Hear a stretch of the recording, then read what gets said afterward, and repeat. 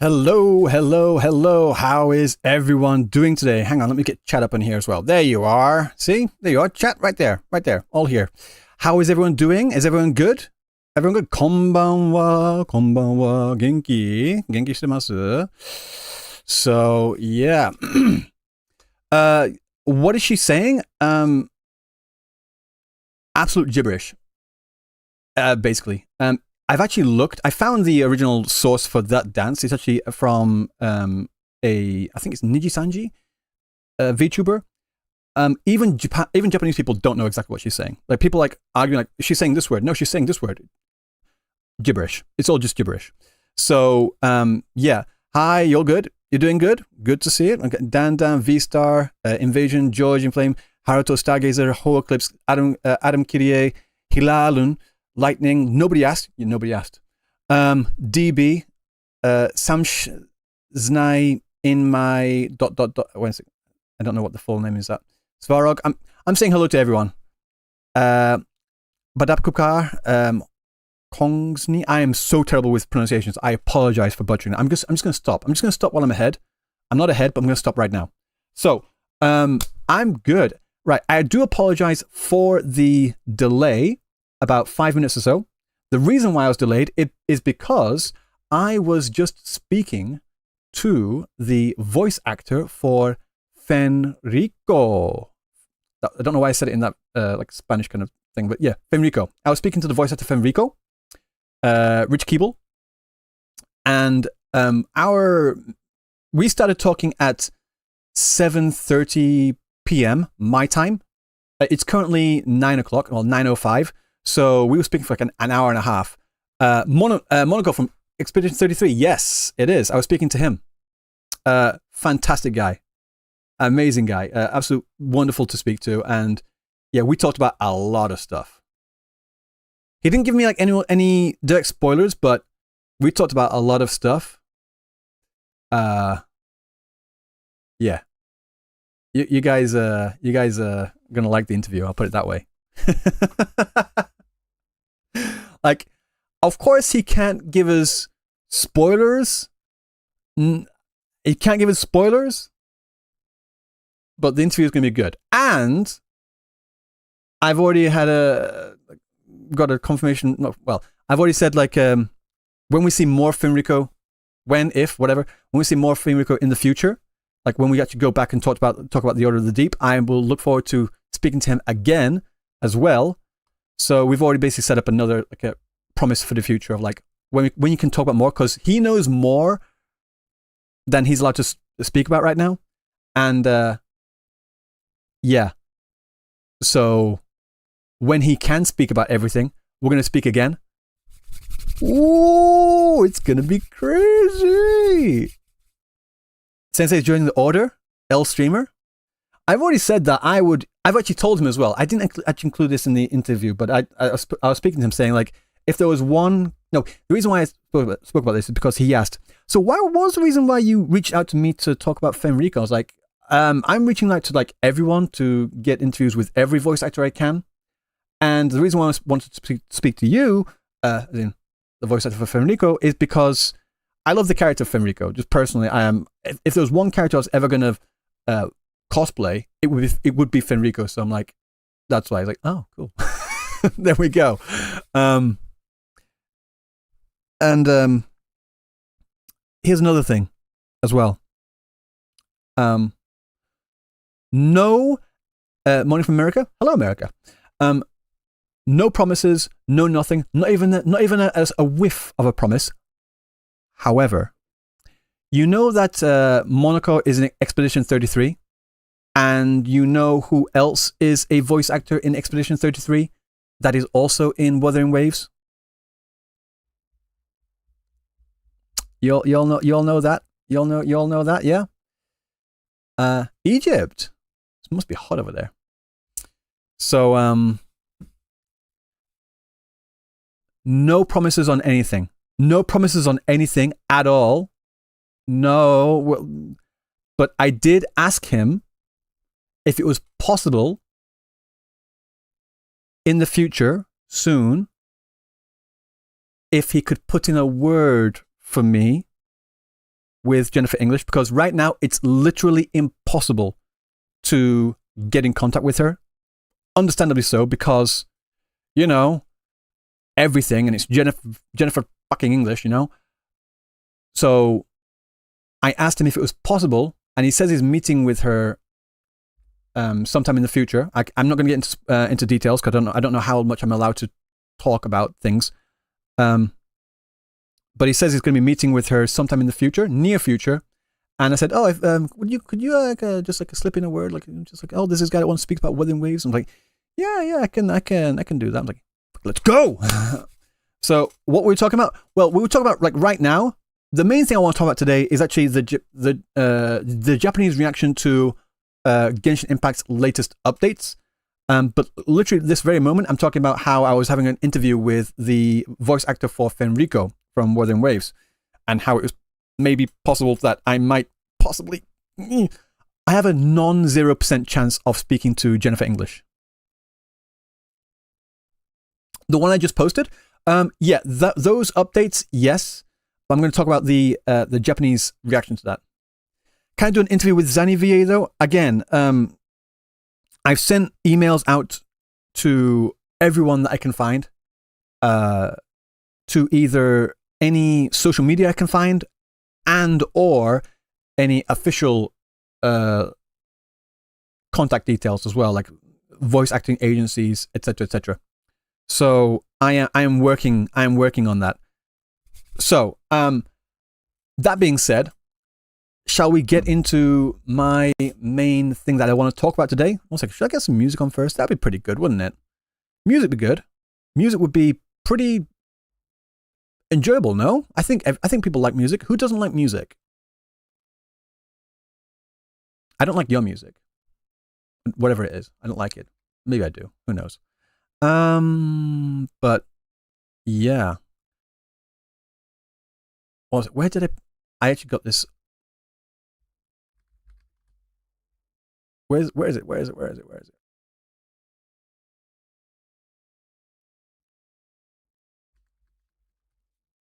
Okay, got it. There we go. Sorry. You all good? Can I get the Septimont music? Do I have the Septimont music? Wait, no, I do have the Septimont music. Hang on. I do have it. I was going to play this one, but...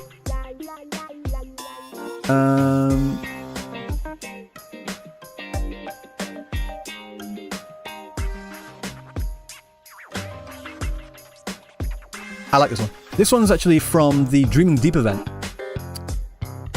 It's from the Dreaming Deep event, the latest one. What?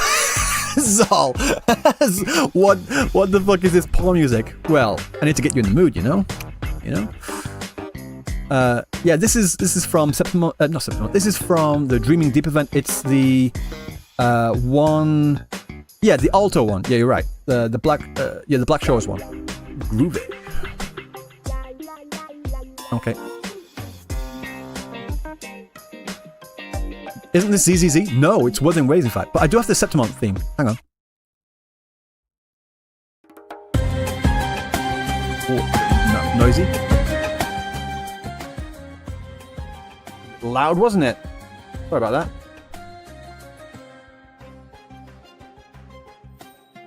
There we go. So, that being said, let's have a look here. Right, so we have here, I'm going to refresh right now. We have here the Japanese post about Genshin Impact's latest update.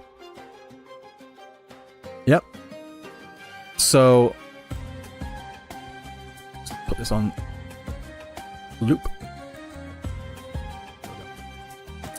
And so what I want to do is I've had a look already. I already know what the Japanese response to this is. And I was thinking about making a dedicated video about it, but I want to try do this more often. I want to try and do this more often where I basically show you guys my working progress, or what my working process, should I say, of looking through these comments here and trying to find out what does Japan think. Because I get this a lot, and it annoys me. I'll be honest. It's a little thing that really annoys me, but I get this where people say, "Oh yeah, bro says what does Japan think?" But he's only like looked at 3 people, like loads of like.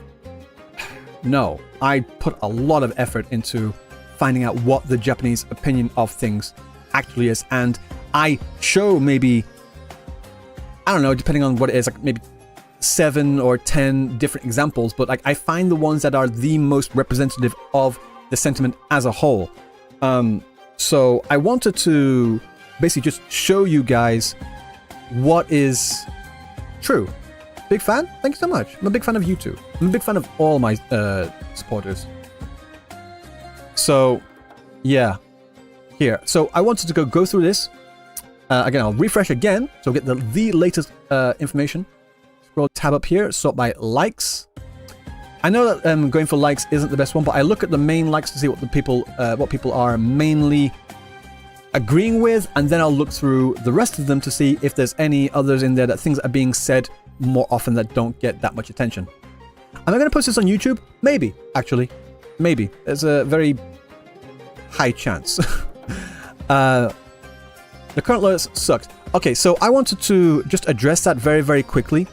I made a video just earlier today when this information came out saying they finally did it. Genshin win. A Genshin win. Not Genshin wins. Genshin win. As in, it is a win for Genshin. This is something that's really, really good for Genshin. Because, objectively speaking, this is a good thing. In saying that though, I realized that this update is nowhere near perfect. I think in total, I would give it a solid 7, maybe a 7.5 out of 10. Like the loadout system that they're implementing is not the most robust, like at all. It's not the most robust. There's a lot of problems in there. But in saying that, it is still a loadout system in a shape or form. Like there's no weird only one loadout per character. It's 2, which again, it sucks. But there's a lot of problems with it. But it is still at least a loadout system. Compared to the previous quality of life, yeah, this is very good. That's exactly my point. I don't think this is a case of cope where people are saying better than nothing, because this is a decent update. The problem that I see is that, yeah, you have a model right here. You have the thing that people are wanting. You just copy that. Just look at that. Copy that.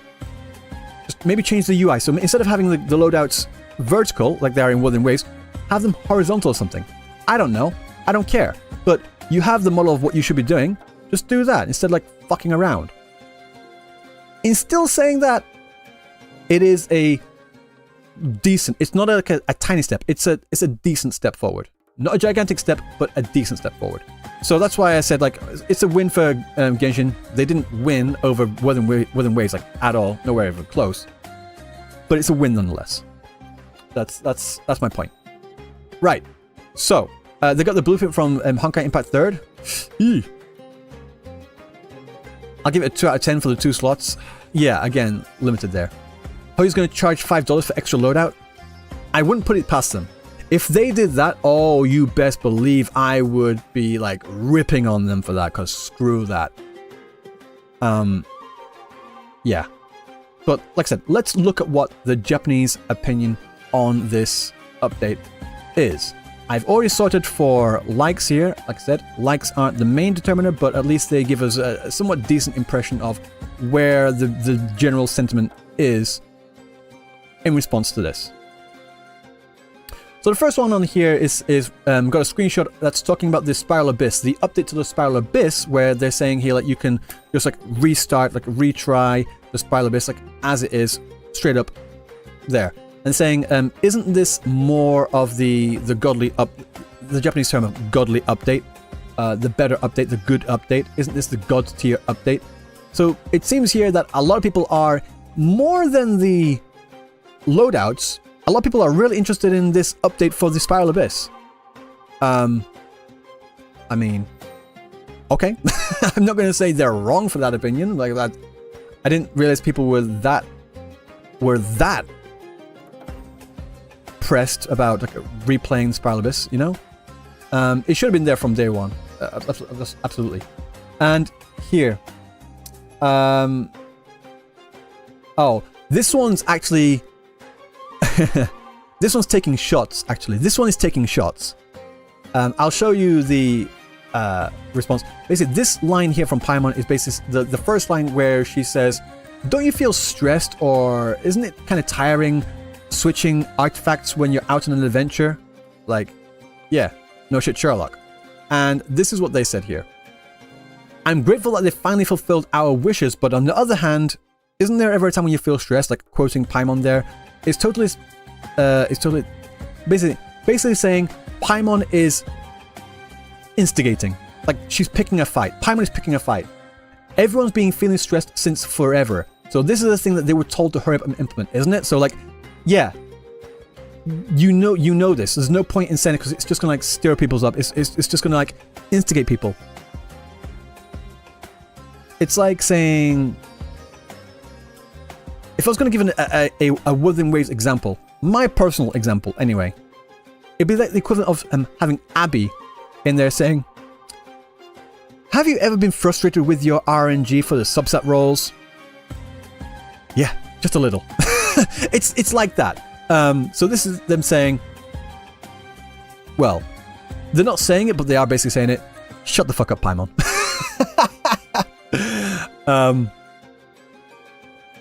But yeah, so going here.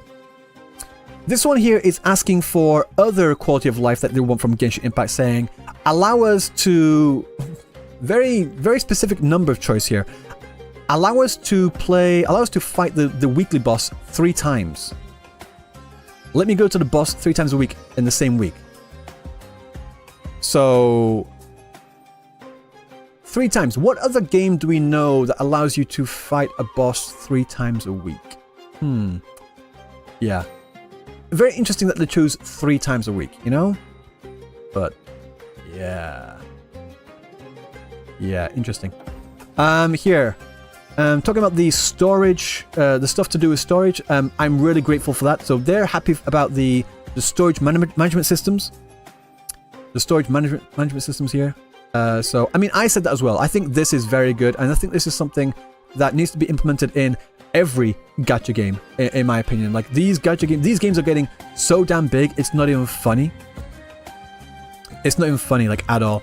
I still believe to my very core that these games should allow us the ability to download and delete past quests and past resources. And I want them to give us like more granular control over that. And on top of that, on top of being able to do that, I think they should allow us to replay the past quests as well. I don't think that's something that would be that difficult to do, or that, well, for lack of a better term, like immersion breaking, because, yeah, ZZZ has that in the next patch, I think, hopefully. I think it's just a good idea to allow players to replay things, you know? Who cares what Japan thinks?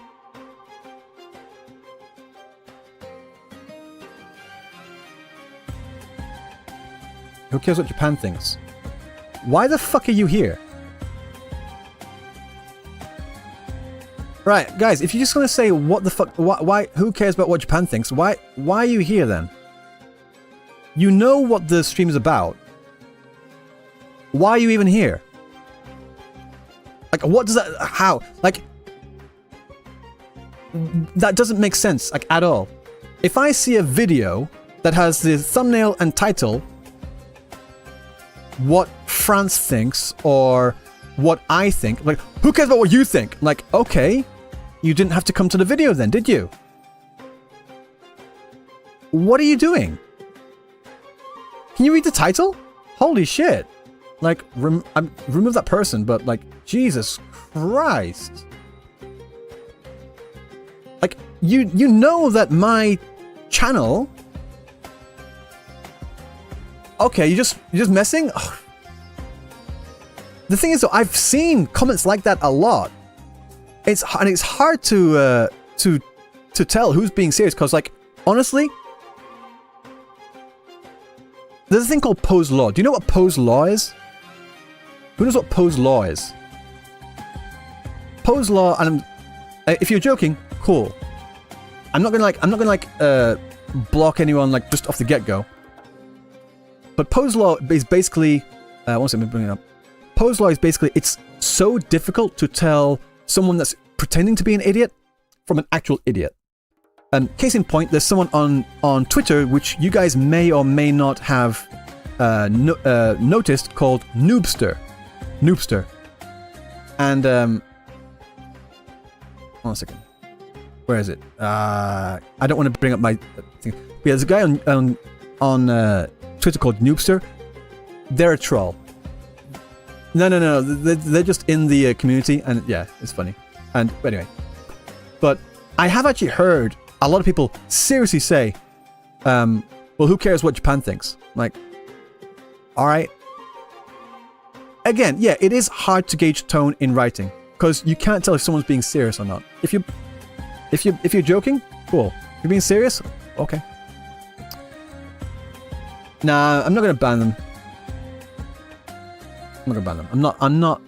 Despite what people think, may or may not think about me, I don't care that much about people disagreeing with me. At all.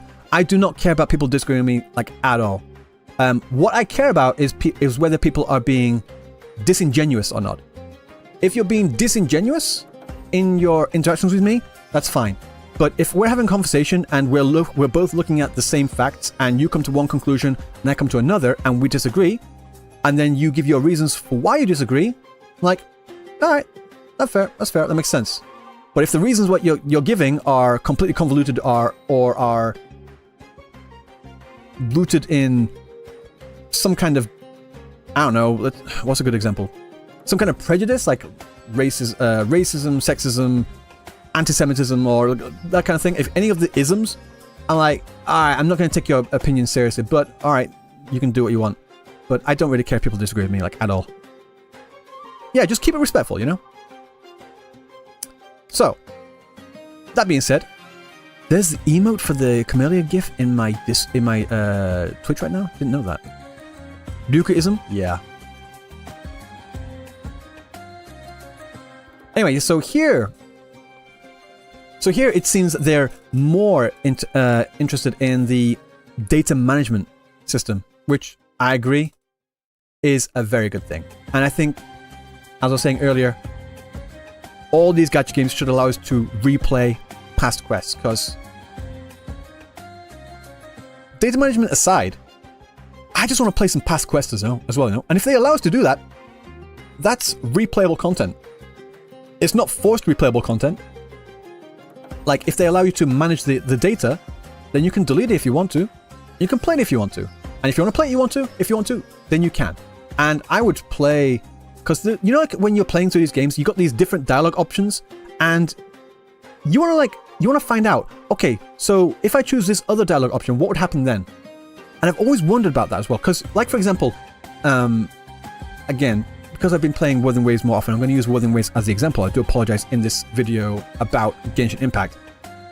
In the 2.2 story with Carthea, where you give her a particular food, like the tropical or the salad, you can only choose one food, or you can just not do it. Or maybe you don't have the food in your inventory, and then you don't get to see that at all.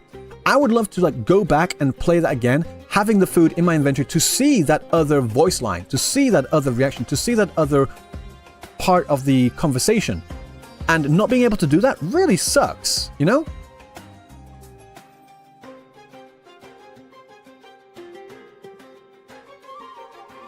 Nah, I'm not gonna kill you. You can stay there. Is the Camellia emote for subs in only for subs in Twitch? I think it's only in Twitch right now, but if I can get some emotes to or stickers to put into my stream as well for YouTube, which I think you can only do if you're a member on YouTube, then I will try to do that as quickly as possible. Yeah, Guys, if you're fighting in the chat, just stop fighting. We're past that. It's good. We're all good. I don't care. And here. So, this one's here. This is talking about people that are saying that this is not loadouts. So, the word for loadout in Japanese is preset. Presetto. So, people saying here, wait, it's not... it's not presets, is it? And then it's talking about here, saying that you should rest easy. Let's just get this translation here. So this is like paraphrasing. People are saying, wait, it's not presets. Everyone chill out. People who are worried about it can probably relax.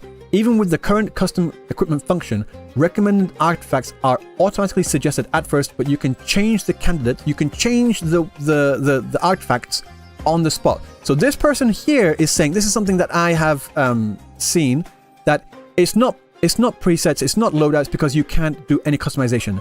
This person here is saying that no, you can get a suggested list. I don't know if it's true or not. I'm just saying this is what this person is saying. This person is saying that you can get a suggested list, and then at that point, before you click the save function, then you can change them out if you want to. Yeah, it's auto-generated, but you can change the pieces yourself after that, before you press the save function. That's what they're saying here. It's just a guess, but based on this wording, it seems like those changes are saved after being applied. Why even make it like that? I don't know. I'm not even going to get into that.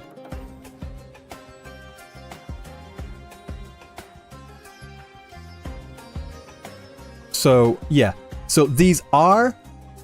If this person is correct, this is a loadout in the sense that we understand it. You just have to go through it a bit of more convoluted way of going through the auto-generated ones first, then being able to switch them out and then save it.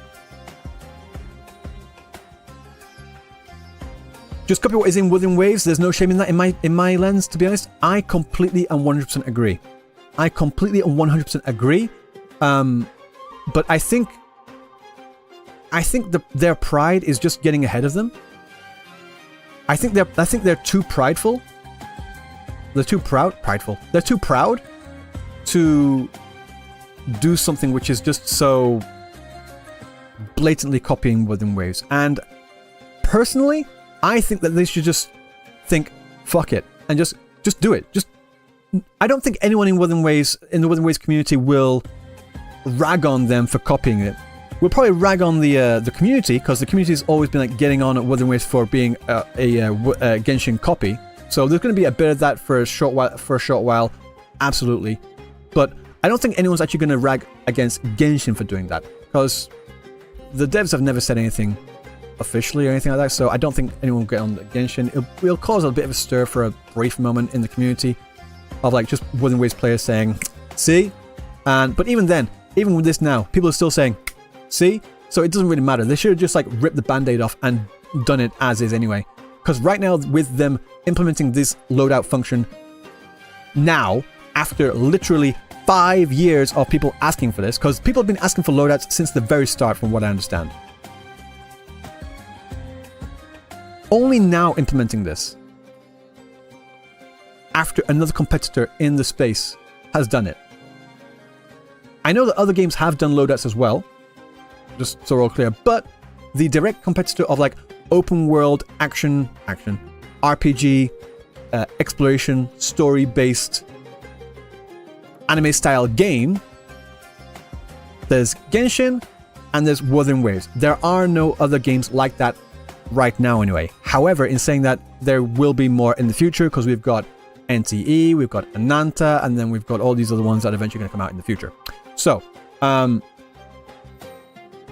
timing-wise, it's very suspicious. Like, incredibly suspicious. So they did open themselves up to people saying, yeah, you only did this because Within Waves did it. Like, let's just be honest about that fact. It's true. We all know it's true. It's just true. It is. And if you think it's not true, you are coping severely.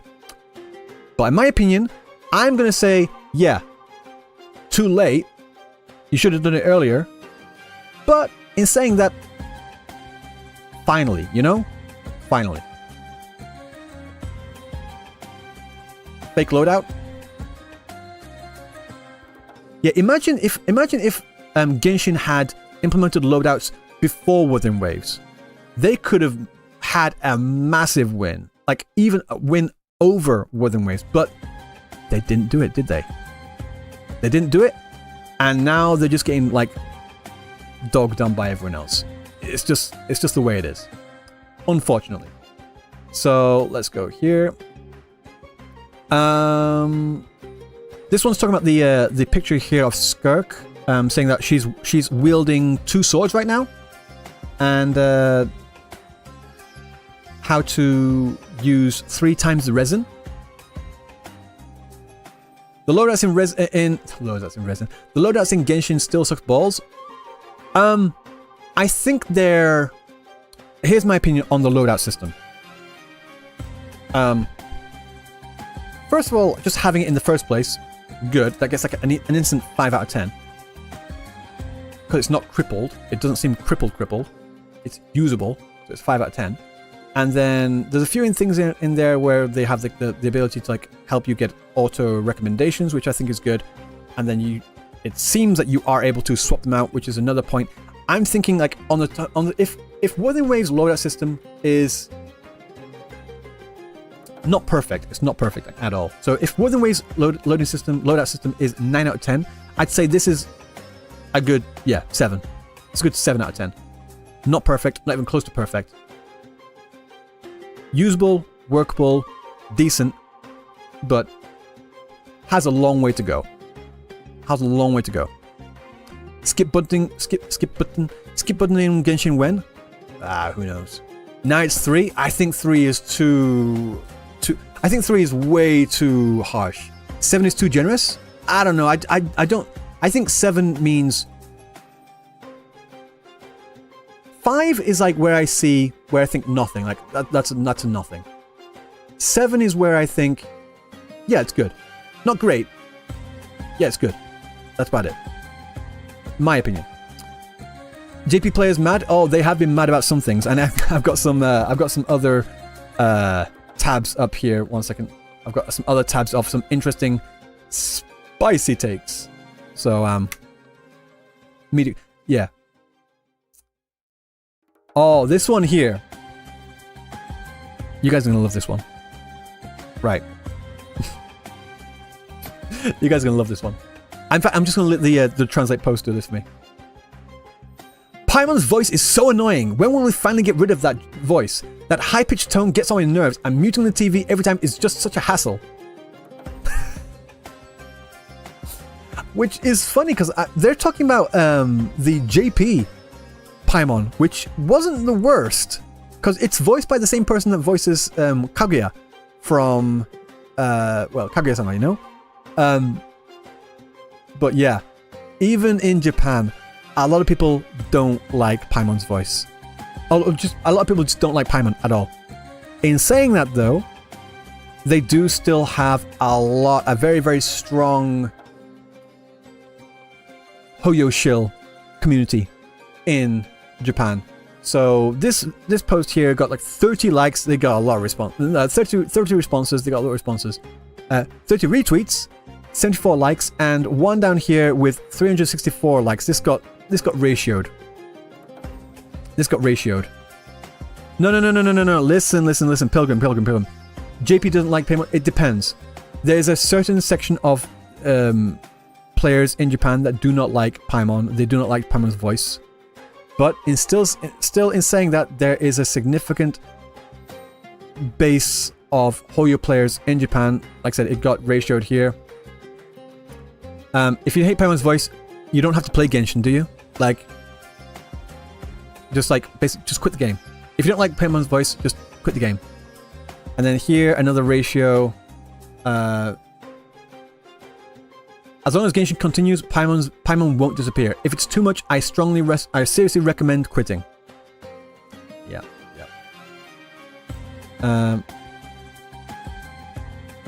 This person's saying, speak more, Paimon. Talk more. Lol. So, just quit Genshin. So they were getting ratioed. They were getting ratioed like bad, like hard. This person's not good. They're talking about the poster. The person that said that. This person is hopeless. Obviously, lol. Yeah. So there are some people in Japan that don't like Paimon, but there are still a significant amount of people in Japan that love Paimon. It is what it is. I think JP Paimon is better than EN. Yeah, I agree. But I thought it was interesting. Here's a post here. I've seen this comment or this sentiment brought up a lot. I haven't looked at the content, I haven't looked at your post, but I bet it doesn't quite hit the mark, right? Like, it's not enough. And I think a lot of people have said that as well. Another one here. Okay, this one is actually saying that they shouldn't do this. Well, in my reading of this anyway. This person is saying that they shouldn't have done this, that they shouldn't have implemented these changes. And this is kind of reminiscent of JP's reaction to Kuro, in their words, placating the beggars for the anniversary rewards. I'm just gonna, yeah. So even if you go out of your way to make improvements, getting nitpicked by cynical people really kills your motivation, doesn't it? And then when some people come along to justify it, it's just too much trouble. So basically what they're saying here is that even though you've done this, you're going to get nitpicked anyway, so you just might as well not have done it anyway in the first place. Because this is actually a mistranslation. Soryo seito ka. So, like, this person here is saying Genshin, or should I say, Hoyo, is justifying the people that are nitpicking the updates.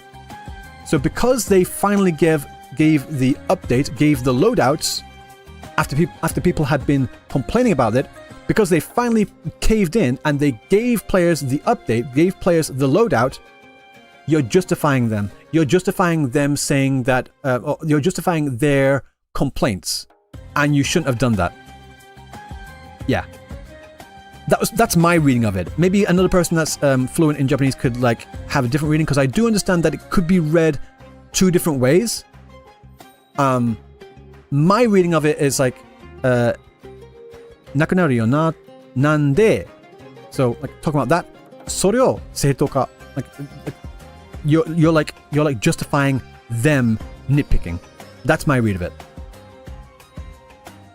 Genshin community is split with this optimization. No. Well, from what I've read so far, I have looked at all the other ones here, people are generally, it's split three ways. There's a lot of people saying God tier, godly, God tier, awesome, amazing update, love it. You know the people I'm talking about. Then there are some people that are reading into it and they are looking at it and saying, wait, no, this isn't quite loadouts, is it? So they're being a little bit cynical. So there's that. And then there are the people as well, like down here, I've got a bit of a meme image saying, "Osakatan janai ka?" Like, aren't you a little late to the party? Okay, I'm just you're a bit late, aren't you? So a lot of people saying, yeah, too little, too late. The gods term is used commonly like cinema. Like if it's for a movie, for a cutscene, people say cinema.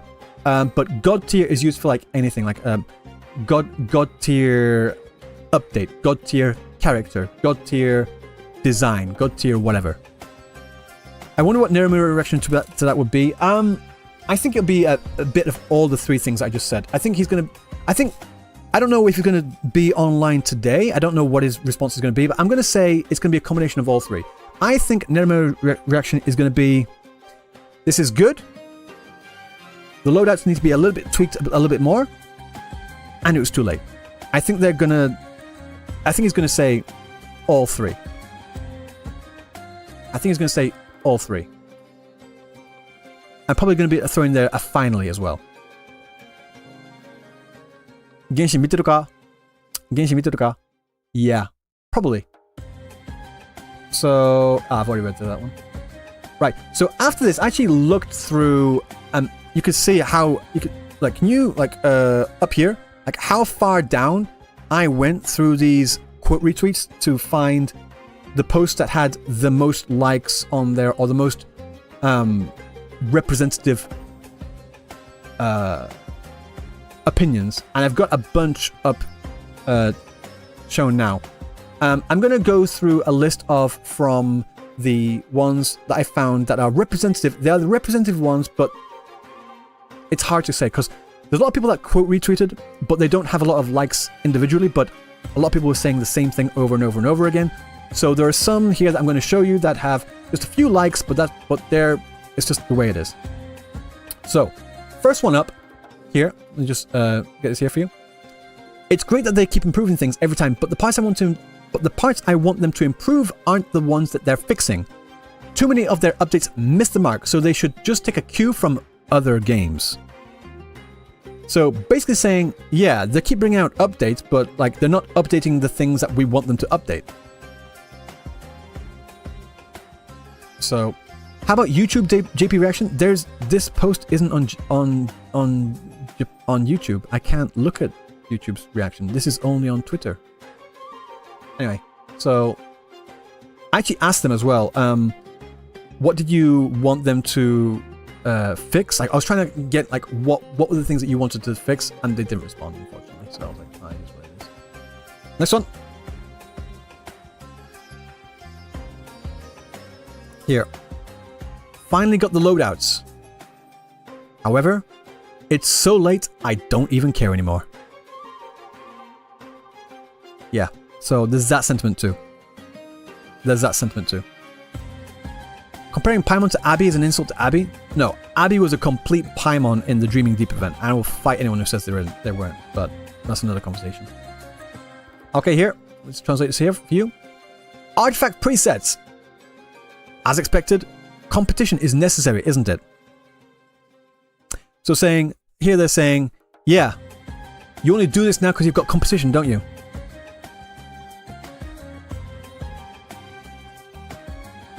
Oh, by the way, that Asian guy, I meant to say this last time. Thank you so much for becoming a member on YouTube. I greatly, greatly appreciate it. Thank you so much. I don't think I shouted you out last time. I'm doing that right now. Again, I appreciate you and anyone and everyone else that chooses to become a member on YouTube. I really, greatly appreciate it. Thank you so much. So, yeah. And then there's a reply in here saying, it finally came. I've been waiting. You love JP Paimon? JP Paimon's fine. Not the worst. Okay. Here. From so many years before. Here. How many years do you think... no, you've been told that. This is a mistranslation. So, basically they're saying here, you've been told this for years. Because they're like, quoting Paimon here. Saying like, don't you feel stressed changing artifacts all the time? Like, yeah, we've been telling you that for years. I will beat the crap out of you, you damn idiot. Yeah. Paimon is getting a lot of heat in this update. Actually, they say damn idiot, but they're actually using the word kusoboke. Kuso, you like you fucking idiot. So if we're gonna use a more stronger word, they're saying, I'll beat the crap out of you, you fucking idiot. So yeah, you fucking moron. That's literally the word they're using. So I'm just saying. How many years have you been told that? I'll beat the fuck out of you, you idiot. Yep. Okay. This is something I think you guys might be interested in. Again. Add a story skip function, enable wall running, and remove the weekday restrictions. And then I'll come back. Guys, what other game do we know that has a skip button, wall running, and also no weekday restrictions on the domains? Like you could go to any domain any day of the week. What other game do we know that has that? I'm not sure. Interesting. I wonder. Yes. Tower of Fantasy, exactly. Tower of Fantasy. You hit it on the nail on the head. Tower of Fantasy. Because it was clearly Tower of Fantasy that forced Kuro. It was clearly Tower of Fantasy that forced Hoyo's hand in implementing this update here for the loadouts. Absolutely. You're onto something there. Thank you, Hotta Games. Thank you, Tower of Fantasy. You know? Yep. The competition. Yeah. The Genshin Killer. The OG Genshin Killer, Tower of Fantasy. I think we should all thank Tower of Fantasy. I think we should all support them in their latest endeavor with Neverness to Everness.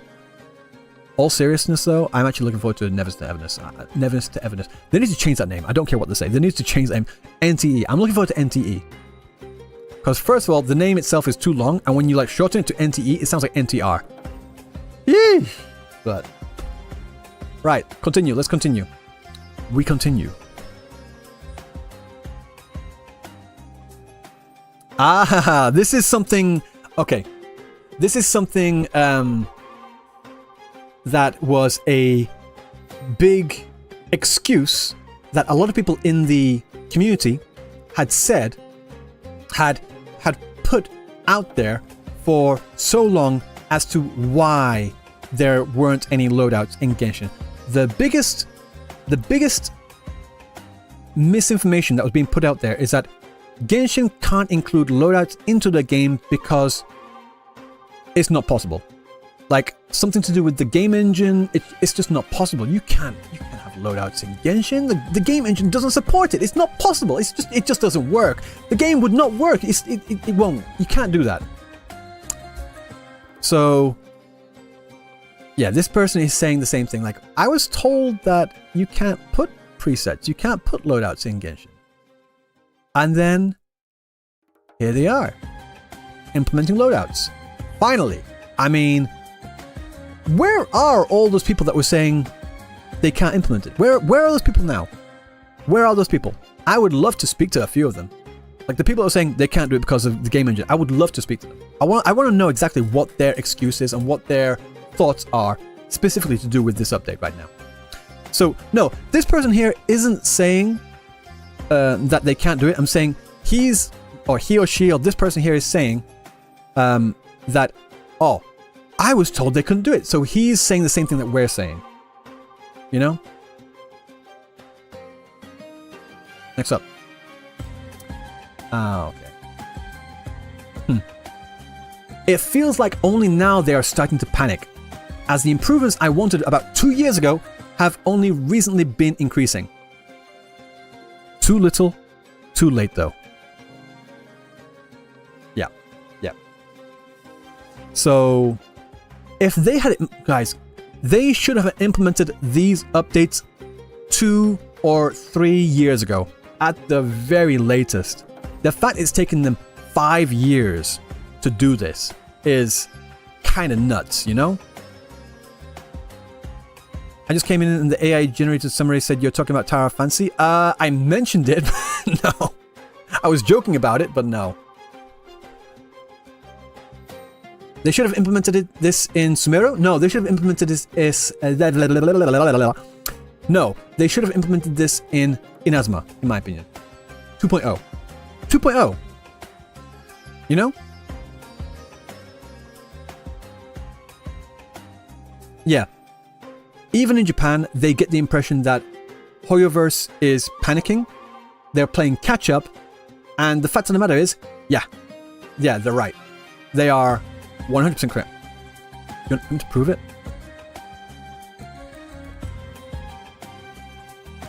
To prove it? I want to show you something. What's in?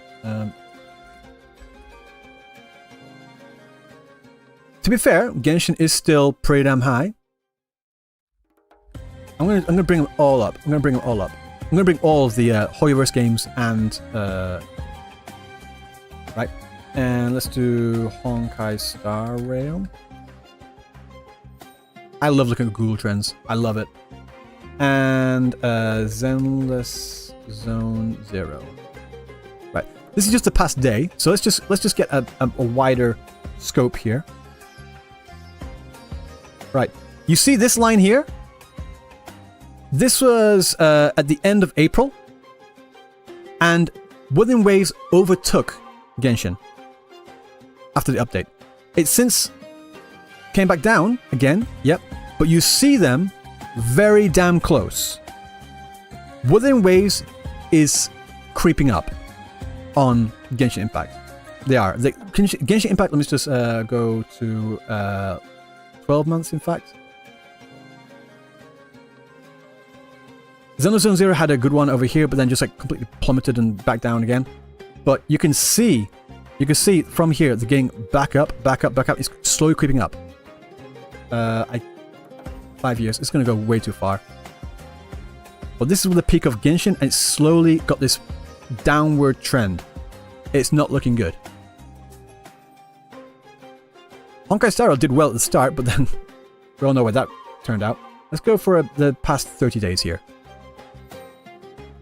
Alright, so you can see here, Xenoblade Zero had their live stream, did pretty well. But then, although on average though, the three down here, Wuthering Waves, Honkai Star Rail, Xenoblade Zero, out of those three, specifically, Wuthering Waves is doing the best. In Japan. You got Genshin there. But, let's look at worldwide, because it's not just Japan, is it? You can see these lines getting closer and closer together. You can see these lines getting closer and closer together.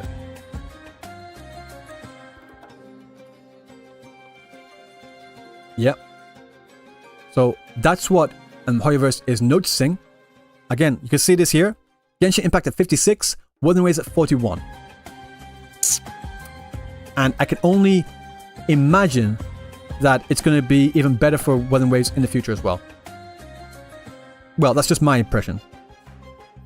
So, because Hoyoverse is looking at these trends, because you best believe that they are looking at these trends all the time, and they see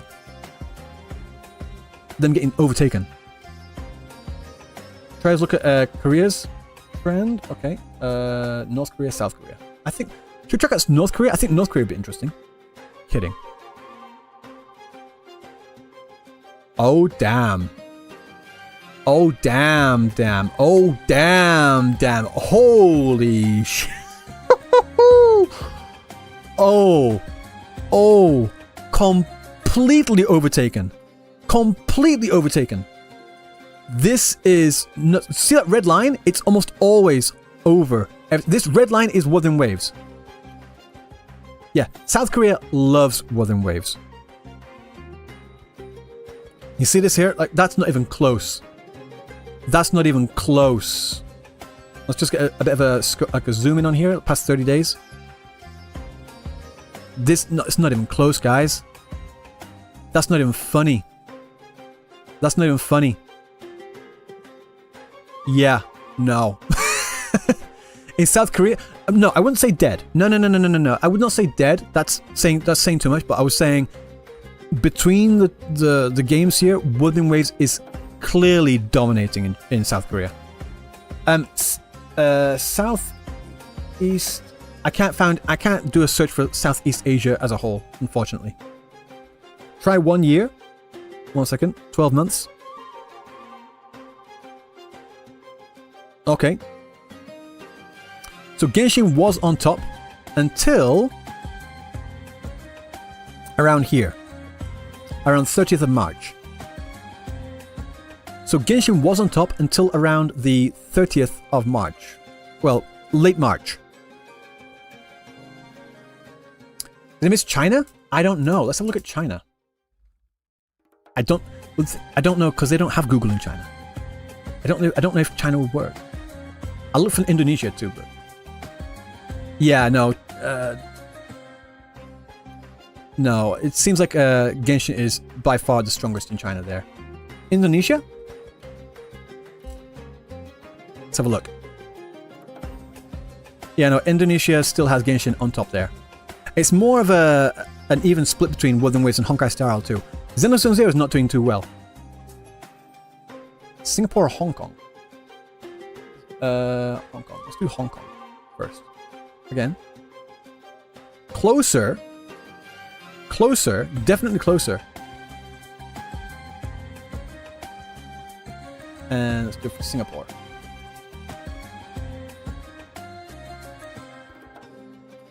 No, I don't think they're too worried about Singapore.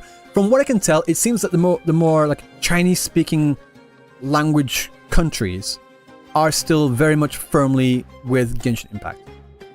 South Korea is definitely with Wuthering Waves. Japan is getting there. I think Japan is on a trend of more, although it might take a while. Because Genshin is really still very, very strong in Japan. But you see this here, you know? Try Indonesia? I just tried Indonesia. Taiwan. I didn't try Taiwan. Philippines. Taiwan had a massive spike for Wuthering Waves, but they went down here. So that right now they're down again, but they did have a spike. It's okay, so to be fair, it does seem that they're more 50-50 in Taiwan. Who was? Philippines. Whoa. Philippines seems more to be with Genshin Impact. Yeah. No, on the whole, I do think Hoyoverse is noticing an overall trend of Wuthering Waves like eating up some of their base, you know? US and UK? United Kingdom. Nah, Genshin's still the strongest in the UK and United States. Yeah, it still seems like Genshin is the strongest in the United States too. Like even Honkai Star Rail is the strongest in the United States. I have no idea why or how Honkai Star Rail still has such a strong support. But if they like it, they like it. That's fair. Wuthering Waves doesn't officially release in C language like Hoyo. That's fair. That's completely fair. I've already checked out the... Wait, did I check out Vietnam? Let's have a look. I don't think I checked out Vietnam. Philippines I've already checked out. Closer, but still on the whole stronger for Genshin Impact. Thailand. Ooh, this is split. This is equal split. Hang on. That's interesting. They're like equal. Like, trend-wise, Xenozone Zero is the bottom. Honkai Star Rail's Xenozone Zero, Honkai Star Rail, Wuthering Waves, and Genshin Impact. But this is a lot more even. This is a lot more even. Malaysia. I thought I checked Malaysia. Yeah, it seems stronger with Genshin there. Honkai Star Rail and Wuthering Waves are kind of 50-50, but yeah. Anyway, back to what I was saying. Ooh. Where was I? Oh yeah, here. It feels like only now they are starting to panic, as the improvements I wanted about 2 years ago have recently been increasing. Like finally been getting the buffs, the quality of life updates that we've been asking for since 2 to 3 years ago. But even then, it's too little, too late. You know? Okay. So let's look at here. This is being a little bit sarcastic. Just a little bit sarcastic. Oh, so Hoyo had the technology to create presets. Huh, interesting.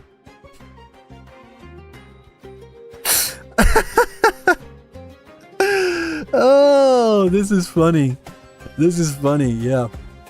This is some serious shade being thrown at Hoyo right now. Oh, so you could do it, could you? Oh, you could. You could make loadouts. You could do that, could you? Why now of all times?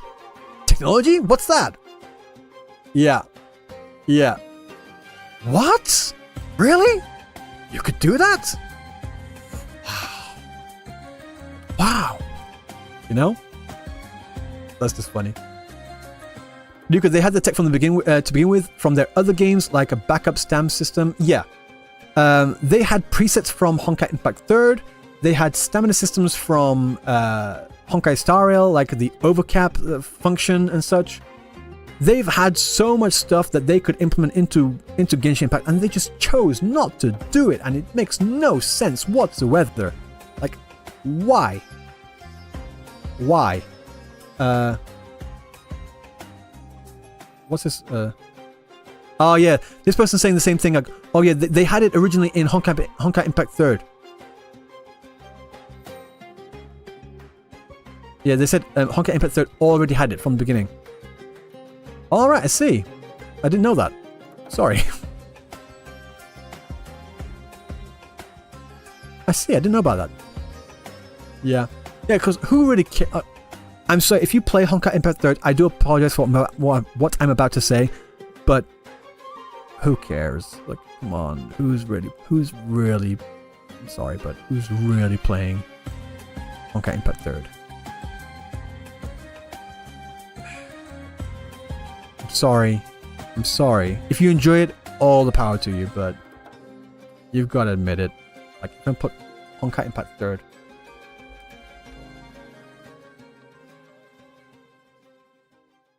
Like, it's fucking dead.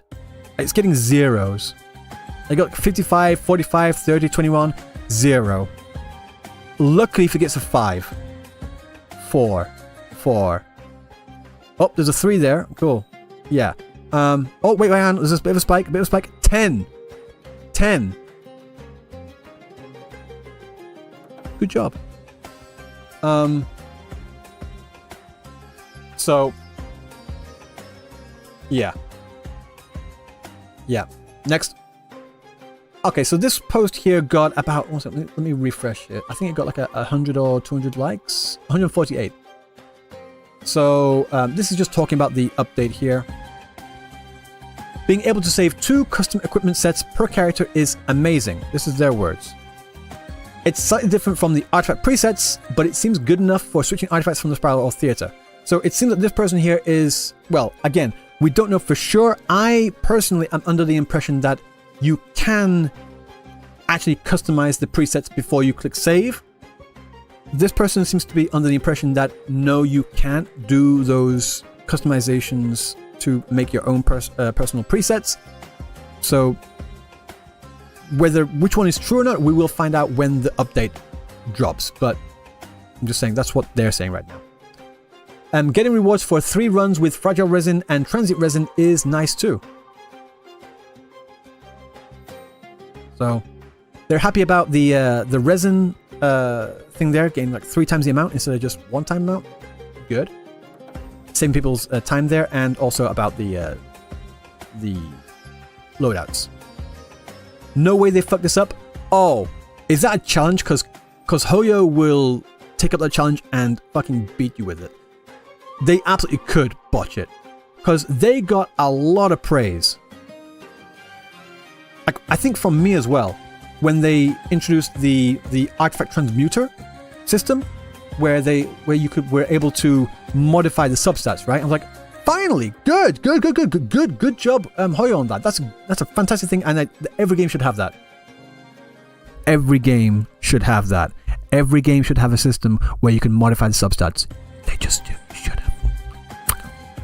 Right. So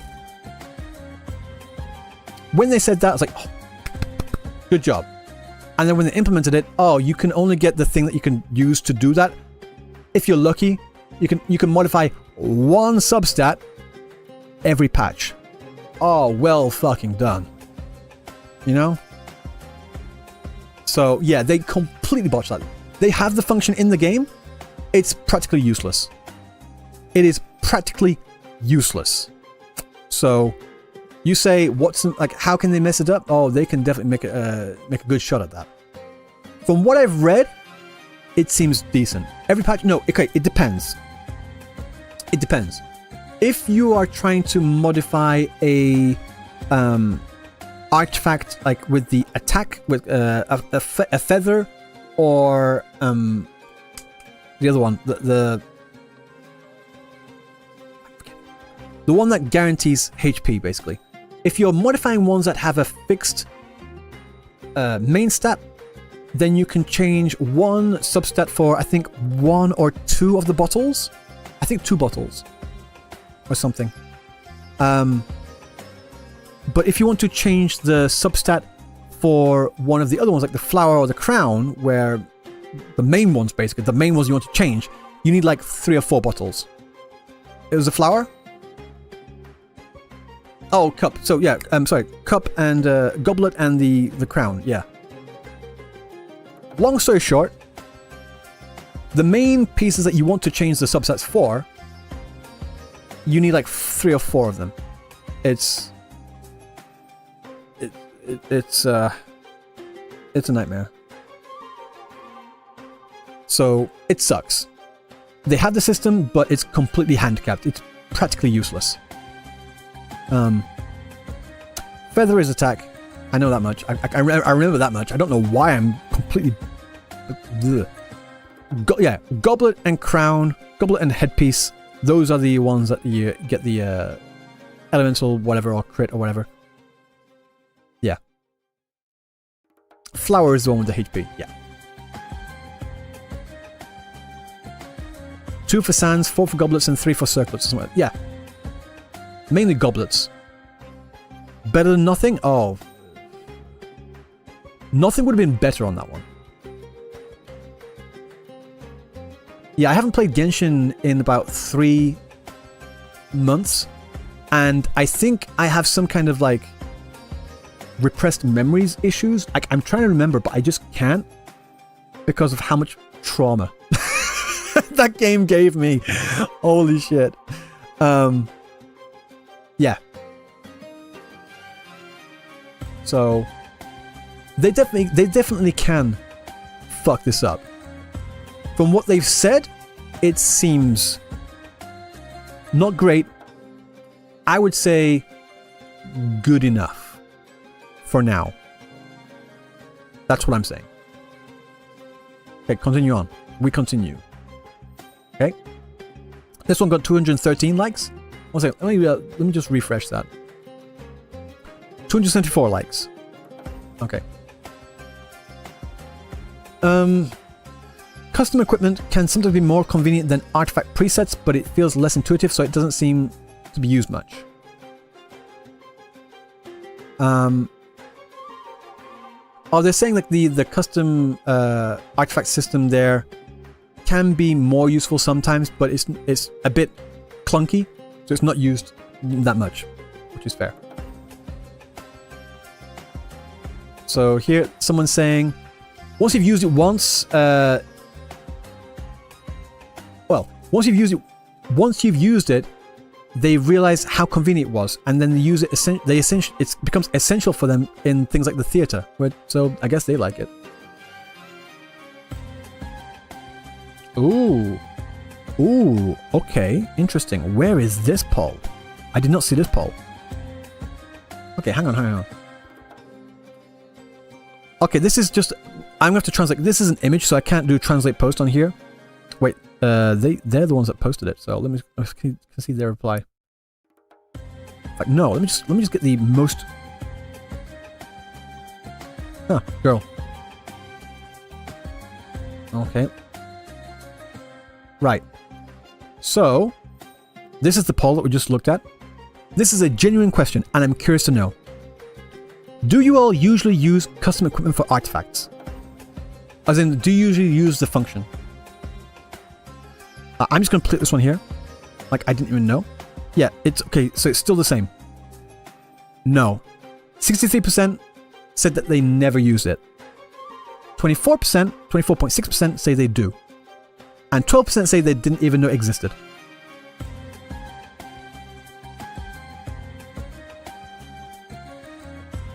Yeah. So there's that.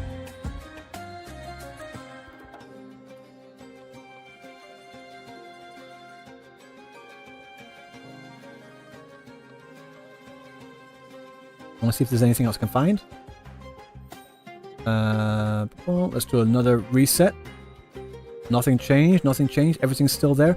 And so, like you can see, guys, it seems that the general response to this update here is a mixture of 3 different things. And I think they're the 3 different things that everyone else is saying, really. The current Genshin players are really happy with it. Really, really happy with it. Like, god tier, godly update, loving it. A lot of people saying, you're a bit late, aren't you? And a lot of other people are also saying, it's not exactly what you promised, is it? So, yeah. What music is that? Title or link? It's the Septimont music. It's the Septimont Theme 2 Recreation Wuthering Waves 2.4 OST based on the livestream.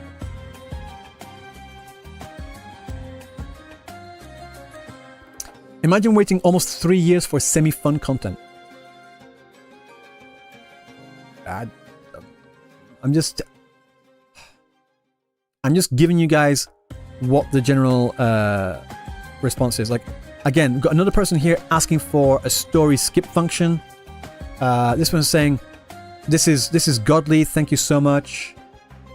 And so there's a lot of people saying stuff like that. Thank you for this news here, although I'm pretty sure this is a bot account. I'm not too sure, I'll be honest. Finally, great news. Are these presets, are these loadouts? So, yeah, you get the point. You get the point. Do you... this is a genuine question as well. Do you guys feel that I have cherry-picked any of the comments here? Do you guys feel like I have cherry-picked any of the opinions that we can find on here? I think I've been pretty fair in looking at this. No. I've been quite fair. People like it. See, heart eyes here. People like it, but at the same time, people are saying it's too late and probably not enough. I think that's fair to say. And someone asked earlier, what's the JP YouTube side of things? We won't find out. Actually, we will not find out until... 1 second. Until... Let me look at this. This update here. Until this live stream. Until this 5.7 live stream. So we will not find out until this.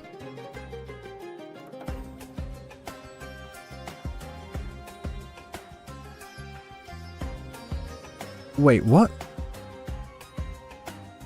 They're having their live stream on the 6th? Wait. They're having their live stream at the same time as the Summer Games Festival? What? I've only just noticed that.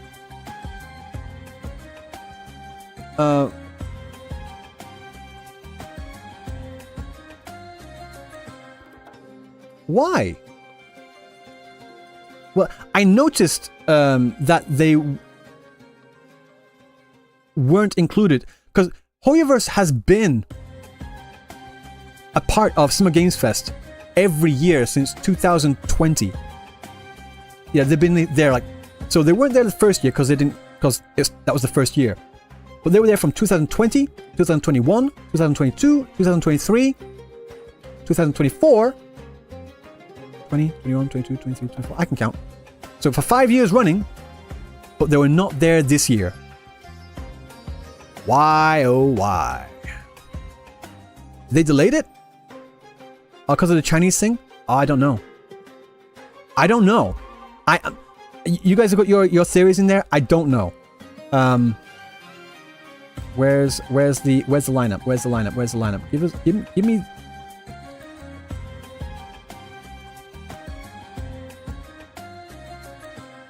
I'm bringing it up. Let's see who's there. I mean, we looked at this earlier. Okay, so we got all these games. We've got all these games developers here, and Capcom, Blumhouse, CD Projekt, Coffee Stain, Day of the Devs, Devolver, Atari, Bellring, Bandai Namco, Dotemu, Dreamhaven, Embark, Enhance, Epic Games, Focus Frontier, Funcom, I Am 8-Bit, should I say, Kakao Games, Kinetic Games, Kuro Games, Level Infinite, Magic the Gathering, Megabit, MetaQuest, etc., etc., etc. So there's a lot of companies in there, and Hoyoverse has been a part of this for the entire time. 2000. So if I 2024, you can see Hoyoverse right there in the center. I can't. Right there in the center. Yeah, you can see that between Funcom and I Am 8-Bit. 2023. Got Netflix in there too. But you see them with their old name, Hoyoverse. You guys are in the way, so I'll just move this out of the way. Chat is in the way.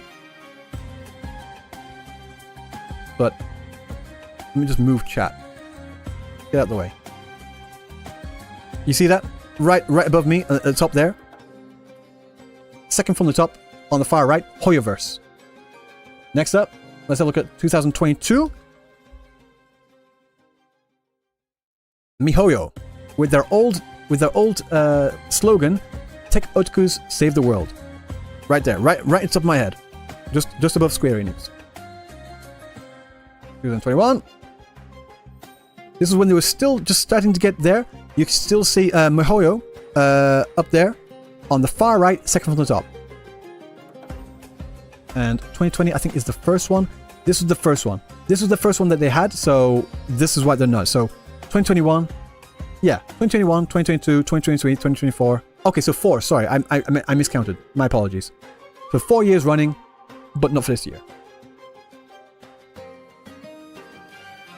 They got tired of saving the world? Could be. So they are having their live stream on the same day as Summer Games Fest. Why they've chosen to do this is beyond me.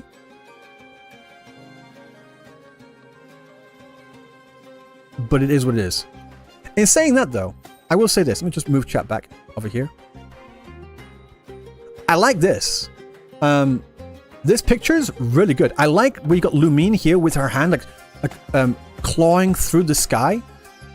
This is good work. This is good art. I like this a lot. Dainsleif still looks like an idiot. Like, I don't care what anyone says. Dainsleif looks like an idiot.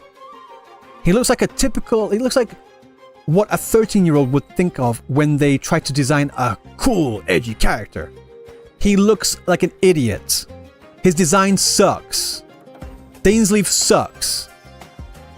Can we all agree on that? Thank you. Yeah, he's a giga-chuny. Like, absolutely.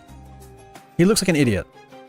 I was always confused as well. Even when I was like really interested in Genshin Impact. When people always talk about the story quest, and I go, oh, Dainsleif! I love Dainsleif! Like, why? Why? He's so fucking boring. He's boring and he looks stupid. Why? Whatever. Like, the way to fix Dainsleif, in my opinion, let me just pull this out. The way to fix Dainsleif, in my opinion, get rid of this thing, this cape. Get rid of the cape. Shorten the collars. The mask could be, but I don't know. If it's gonna be a mask, it should be a full face mask over here, like over all, like a tuxedo mask, or even Zoro. Make him look like Zoro. Not Zolo. I mean Zoro. That's better, but no cape. No cape. Like full there. If he's gonna have a mask. If he's gonna have a mask, make it a full face one. Like, dude. Nah. I like his outfit here. I like his outfit here. That's cool. Was it Cristoforo?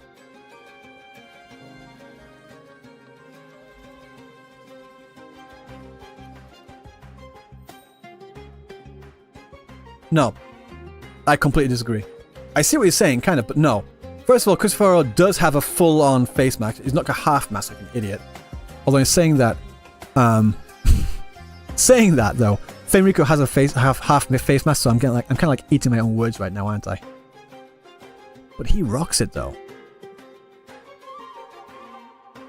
But Fenrico absolutely rocks that half face mask. Dainsleif doesn't. Like, at all. Yeah, this is like medieval wear. This is like medieval, like Renaissance era. Renaissance era medieval, Renaissance era Italian royal clothing. Whereas he just looks like a kid playing dress up. He looks like a kid playing dress up. It's ridiculous. I like this. Like, boots, cool. Trousers, cool. This waistcoat thing going here with the design on the back, I like this. Gloves, yes. Even the pauldrons here, this is fine. The things that I don't like are like this cape here, and like this collar is way too damn fucking big. And he needs to sort out this mask. This mask just does not work. Make it a full half mask, that doesn't even make sense. Half mask, make it a full half mask here, shorten the collars, remove the fucking cape. That's it. That's literally all he has to do. Do that, he'll look amazing. His jacket needs to be longer. Yeah, if he's gonna have a long jacket, it needs to be like not split between 2 or 3 or whatever it is. Like just make it a long draping jacket. You know, like Capitano.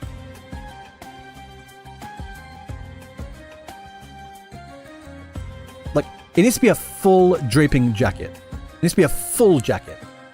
Like Capitano, right? Capitano's design is badass. I love Capitano's design. He's so cool. Like, honestly, I wish we got characters like this in Wuthering Waves. Capitano looks amazing. He does.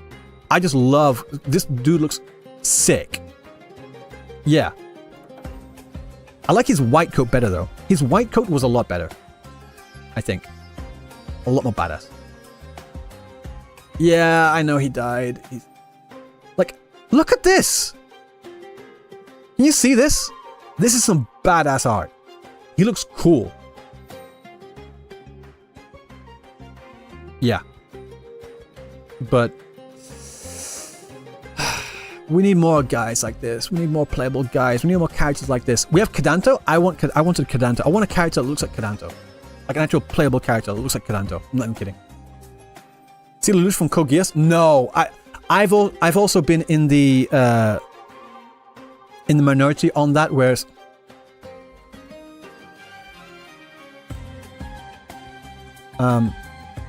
I think he looks chuny as fuck. I don't like the cape. I don't like the cape. The helmet's sick. The helmet is sick. But this cape, nah.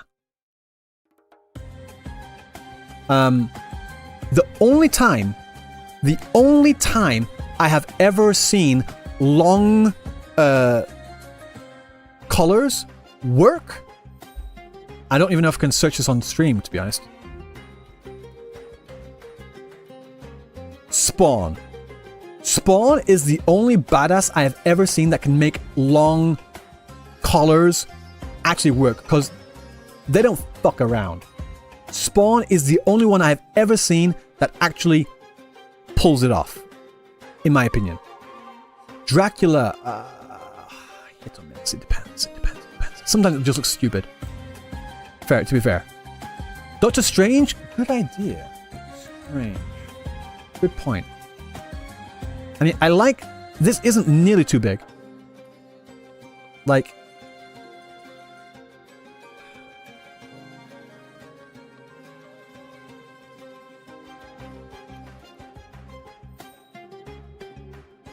No. I think the reason why I don't mind this one is because it's closer to his neck. Whereas we got Lelouch, it's like around his shoulders, like dome, encapsulated. Same thing for Dainsleif as well. It's like, ugh. It's the collar is at his shoulder. I think that's what it is. The collar, it starts at his shoulders and it goes out here like an idiot.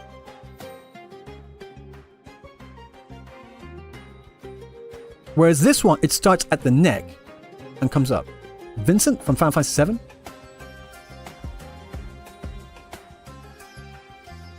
Yeah, if it's closer to the neck, it's fine. Because collars, when collars are put up, it's to warm your neck, right? When you've got a collar up, but it's around your shoulders, you're not warming up your fucking neck. It looks stupid. He does look like he tries a little too hard.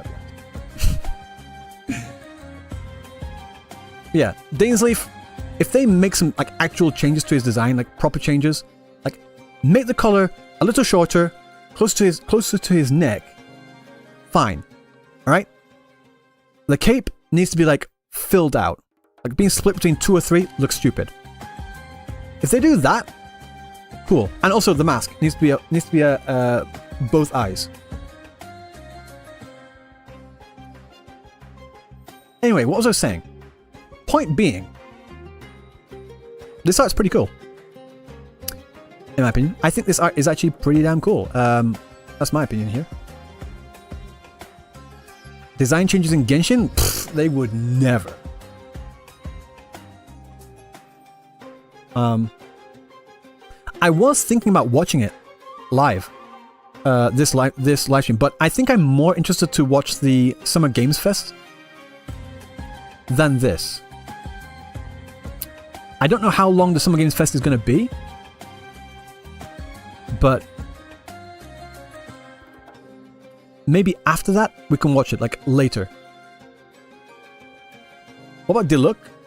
Diluc. What do you think about Diluc's? Yeah, no, this is alright. Diluc's colors here, these are fine. This is like acceptable levels. This is like acceptable levels of color popping, you know? This is okay. This one I do not mind, like, at all.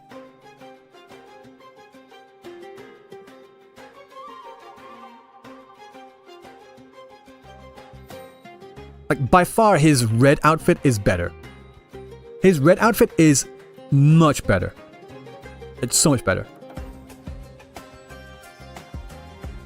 You don't like the long hair and the skin? Yeah, I think he should have short hair. Look, short hair. He shouldn't have long hair at the back. It looks stupid. But like this bob? Nah, bro. Nah, bro. Get it sorted. Fix your hair. Yeah, like that. That's how it should be. Should be like short at the back, like done up like this properly. You know? This is cool. This is cool hair. This is so much better. Is this from 20 years ago? I have no idea. Well, like, as it stands, the way his hair is, nah, he looks idiot. Look, like with a, nah, bro. Nah. Yeah, this looks stupid. His hair. Much better. Much better. So.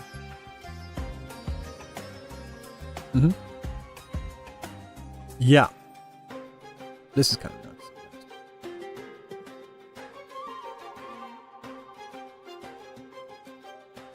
Honkai Impact 30 is fucking dead. Look at this. 1, 2, yeah. Genshin Impact still going strong. Worldwide. Well, like I said, I think worldwide, Genshin Impact is getting carried hard by China. Getting carried hard by China. So Summer Games Fest is on the 6th. Yes, it is. Yes. I am interested in looking and in watching that on stream. I'll be honest. What? Such Limbus Company? I'll have to take one off.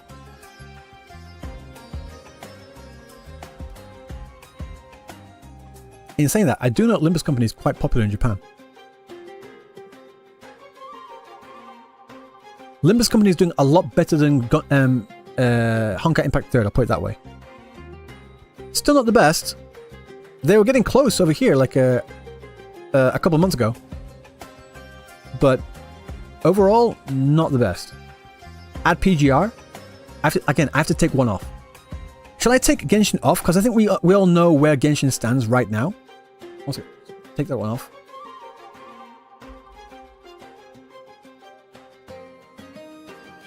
Punching Grey Raven, not doing the best. So Limbus Company is doing literally 4 times, performing 4 times better than Punching Grey Raven. So,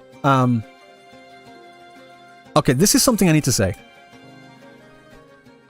We have a lot of Punching Grey Raven players in the Wuthering Waves community, right? And they like to tout themselves as the true players, the true base of Wuthering Waves, and the true core, the core players of Wuthering Waves, right? I don't know, bro. It looks like here we've got Wuthering Waves doing literally 15x Punching Grey Raven. So, statistically speaking, for every 1 Punching Grey Raven player in Wuthering Waves right now, we have 15 non-Punching Grey Raven players in Wuthering Waves. So, whenever you see a Punching Grey Raven person say, well, they have it in Punching Grey Raven and this is what they should do, I'm like, clearly, I mean, if they don't have this or they do have that, then that's what they have to do. I'm like, no, that's not, because we have a completely different audience right now. We have a completely different audience right now. And the sooner that Kuro Games realizes that the audience that they have right now for Wuthering Waves is different to Punishing Grey Raven, let me just go to 12 months to a year or whatever. Yeah, no, it just doesn't make sense.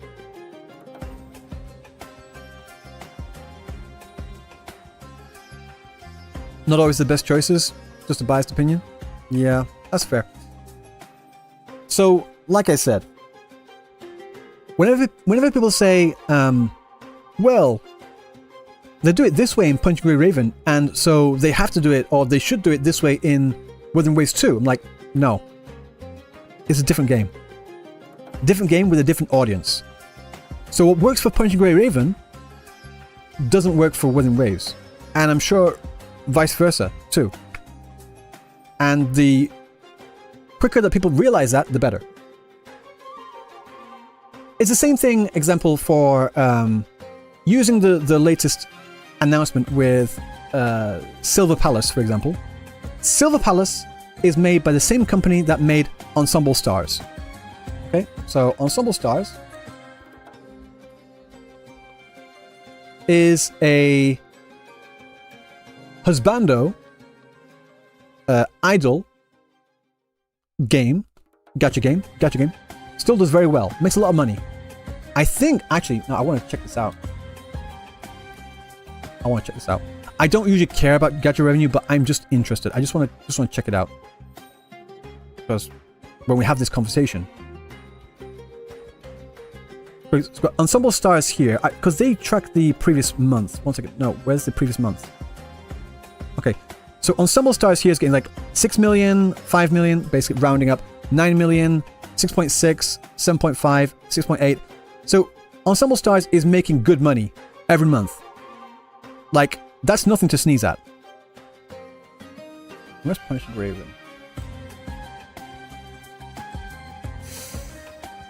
Not even half of that. Making good money, yes. So we have this Punishing Grey Raven title here. We all know Punishing Grey Raven. We all know PGR. The game that... I'm just going to say it. It has a lot of waifus in there, right? And we have a lot of people that are playing Punishing Grey Raven coming into Wuthering Waves saying, well, they did it in PGR, so they've got to do it. They've got to stick to their core base from PGR. I'm like, no, they really don't. They really, really don't. If Kuro continues to treat the Wuthering Waves audience, the Wuthering Waves players, like the players that they have for Punishing Grey Raven, if they think that they are the same audience, they will eventually get the same audience. And which means that they will probably eventually get similar numbers to this in the future, in my opinion. So, like, if you keep appealing to the same audience, you will get the same audience. They need to realize they have a different audience, and they should appeal to that different audience. That's my point. Honestly, PGR males are really cool. I completely agree. The males in PGR are fucking amazing.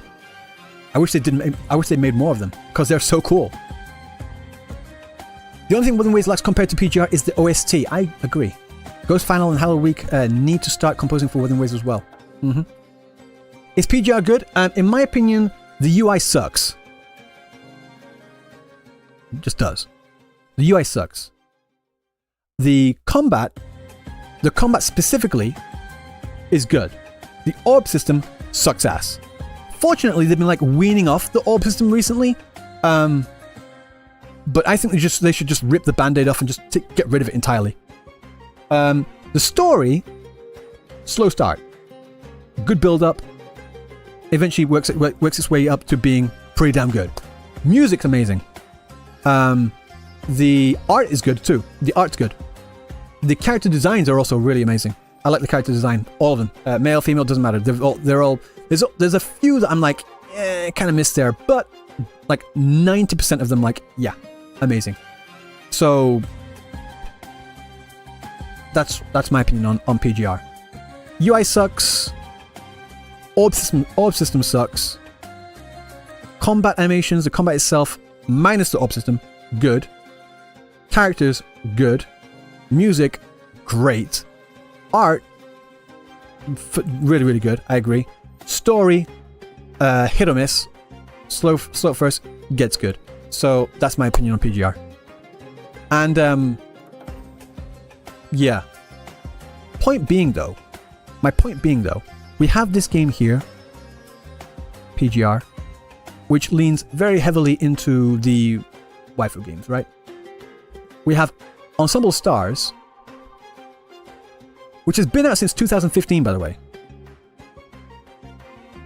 Where is it? Why can't I find Ensemble? It was like 20, wasn't it? Oh, there it is. It's been out since 2015, and keep in mind, guys, this isn't where they make most of their money. This money here is a fraction. This money here is a fraction of how much Ensemble Stars makes in total. Because something that a lot of people don't realize about the base for these games here, for the Ultimate games here, or just like, there's actually a scientific study for this. I wonder if I can pull it up. Female players spend a lot on games. They do. The difference is, right, listen. The difference is that female players spend more on merch than they do in the game. They do. They spend so much money, and they spend most of it on merch. That's why a lot of these collaboration events are at typically venues where a lot of females, a lot of women go to. Like the recent one with Wuthering Waves with the Sweets Paradise, and also the Hot Springs. Yeah. No. Guys, I'm telling you. Do I still have this? 1 second.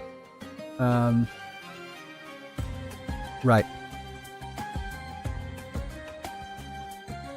This is from 2017, so I do apologize for this. I'm just going to show you here. This is, in fact, no, I'll just do translation.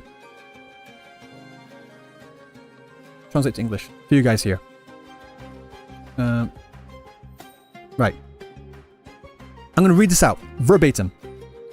In the ranking for spending stimulation, as in how much money they generate as a whole, the idol group Arashi ranked the first for the third consecutive year. Arashi is huge. The Idolmaster series, 1 second, the Idolmaster series. This is a waifu game. Got there. Cool. Good on them. Love Live, again, good on them. We all know Love Live. Kanjani 8. Token Danbu. Guys, who knows Token Danbu? Do you guys know Token Danbu? You probably don't. It's not even in the 1 second, let me get back up. You know Token Danbu? Good. You're one of the few. Most people don't. Because if I search for like Token Danbu, it doesn't even show up. Token Danbu doesn't even show up. Right? So, okay, so for you guys out there that don't know what Token Danbu is, this is a full-on husbando game set in like medieval, like Sengoku period. I'm not going to get into what it is, but like a lot of samurai, a lot of like very wuxia looking style characters, mix of both. Nothing but males, right? This game has been out for years, and you guys do not. Some of you may do, but generally speaking, you guys do not know the half of how massive, I mean massive, this IP is, this intellectual property is.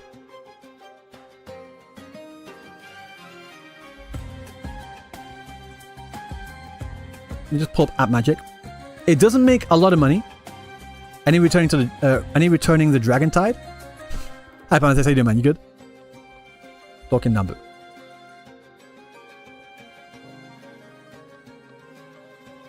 So this is why you don't know. Because it gets 99% of its revenue from Japan. And this is something I've noticed on the gacha revenue thing here, is that they'll have it every now and then, but they don't accurately track sales from Japan. It's like hit or miss. It's not accurate at all. Like for example, another one that I prefer up here, Game Dai. 1 second. 1 second. Do another one.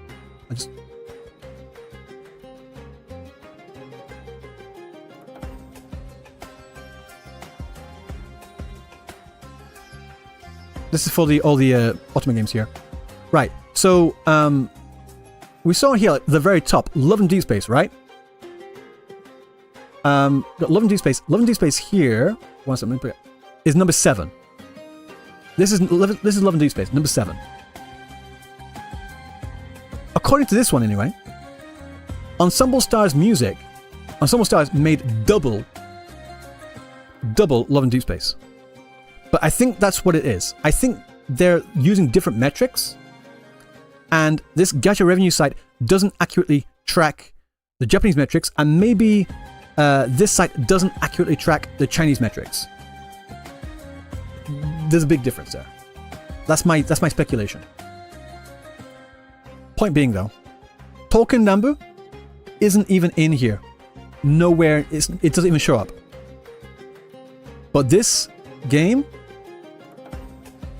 has made like 100 million, like more than 100, but like it doesn't make that much money in sales on the game.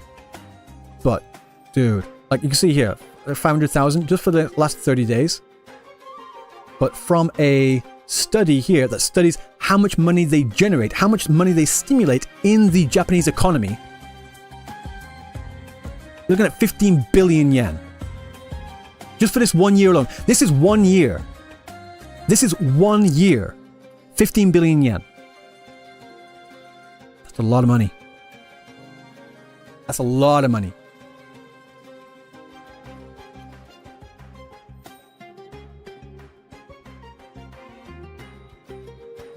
This should be more proof that gacha revenue is just misinfo. Yeah. It's also proof that people don't know what they're talking about. Because there's a lot of games, I swear, guys, there's a lot of games that should be in this list that aren't.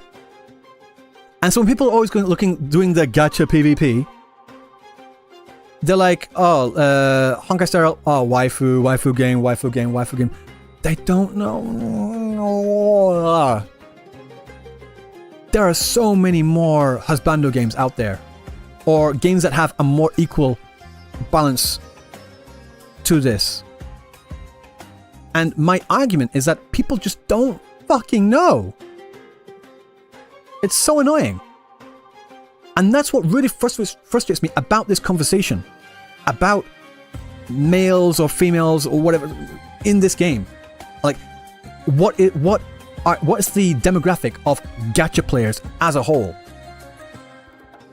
I personally, again, personal opinion, I'm very biased to my own personal opinion.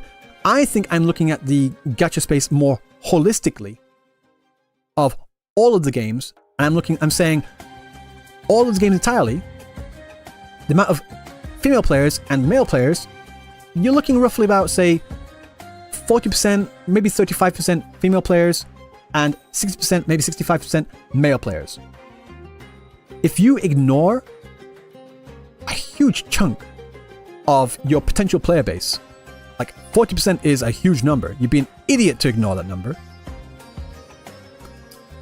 Yeah, that's my point.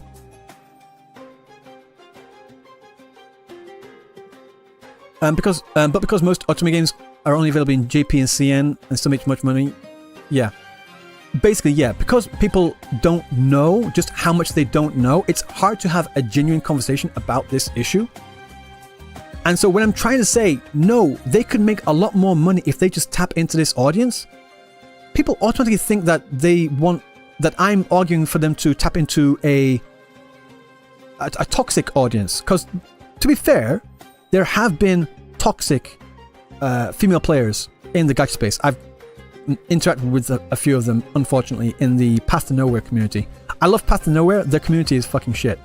Not entirely, but like the vocal toxic female community. I'm speaking about them specifically. And I've seen some ones from Genshin as well. Yeah, I don't want them. But what you have to trust, you have to believe in and trust your developers that they will not placate those toxic players. Just as I don't want them to placate, I don't want them to appeal to the toxic part of the male player base either. I don't want them to placate those at all, because it will drive away everyone else. And I don't want them to placate, and I don't want them to appeal to the toxic female player base either. But if you think that all female players are toxic, that's just misogynistic, first of all. Because the vast majority of them aren't at all. So we're always looking at this conversation, this fight between the toxic males versus the toxic females. And I'm just thinking, will you just get a room and fuck each other and shut the fuck up? Because the rest of us out here that want to enjoy these games, like I enjoy Wuthering Waves a lot, right? And am I going to quit if they don't have any more male characters? No, I've never said that. What I am saying is that I would like more in the future, and I think it's in Wuthering Waves' best interest for long-term, even greater profits in the future if they do introduce more male characters to attract an audience that wants to play more male characters. Not the toxic ones, but just bring more. And also, I would love a massive, like, Leonidas-looking character too. Yeah, you're right. The tribalism needs to stop. It's stupid. And the problem is that we can't agree on basic facts. Like, we can't agree on what the basic fact of what the gacha player base is. Like I said, I see the total of the gacha player base as being 60% males, 40% females. I mean, like, for all these games combined, that's what I see as the player demographics. If you want to look at, say, the player demographics for Nikkei, for example, I'd be surprised if you get many female players in there. I think maybe like 90% males, obviously. And then the reverse is true for Love and Deep Space. I'm sure there's like 80 or 90% females in there. So, but when you're talking about gacha players as a whole, no, it's not overly dominated by males. It is a majority, but it's not dominated. There's a difference. Same thing in here. If you're talking about Genshin Impact, the latest figures I've seen for Genshin Impact has it roughly at about, as I said, 60% male players, 40% female players. And that's just... And when Genshin Impact has the highest player base, I think they're a fair point of comparison.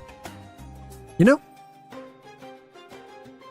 I mean, some CC is gaslighting these kind of tribalism, so it'll be there for a while. Yeah, I know that there are some CCs out there that are constantly poking the bear and provoking tribalism and fights. I'll be honest, guys. I'm worried about a certain clown and how many videos they are going to make about this recent Genshin update. I know for a fact that they're going to make so many videos, probably like hours long as well, saying that this is the worst thing ever. They might as well not have done it. Like, what's the point? If it's not perfect, it's trash. Like, no. This is fine. Not great, not the best, nowhere close to that. but it's fine for now. It's not even a better than nothing situation. I think it's more than better than nothing, but less than great. I'm not saying who I'm talking about.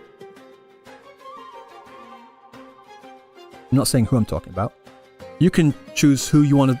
If I say clown, you can have your own image of who you think a clown is. But yeah.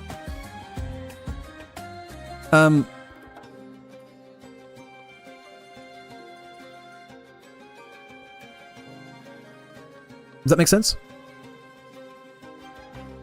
The way fuck my wife, kill my dog, and burn down my house. I thought it was Tectone. I thought he did that. Yeah, I'm talking about you, Amethyst. Amethyst, are you alright? Hang on. Wait, Amethyst, are you free right now? If you're free, do you want to talk? I've not spoken to you in a while. You've been busy, I've been busy, we've all been busy, we've all got shit to do, you know? 1 second. Amethyst, because if you're free right now, you're like 5... Give me 5 like 2 mins. Was it? You want 5 2 mins? So you want 10 minutes? Or do you want 2 5? Wait, what? Yeah, me and Amethyst are going to like make out on stream.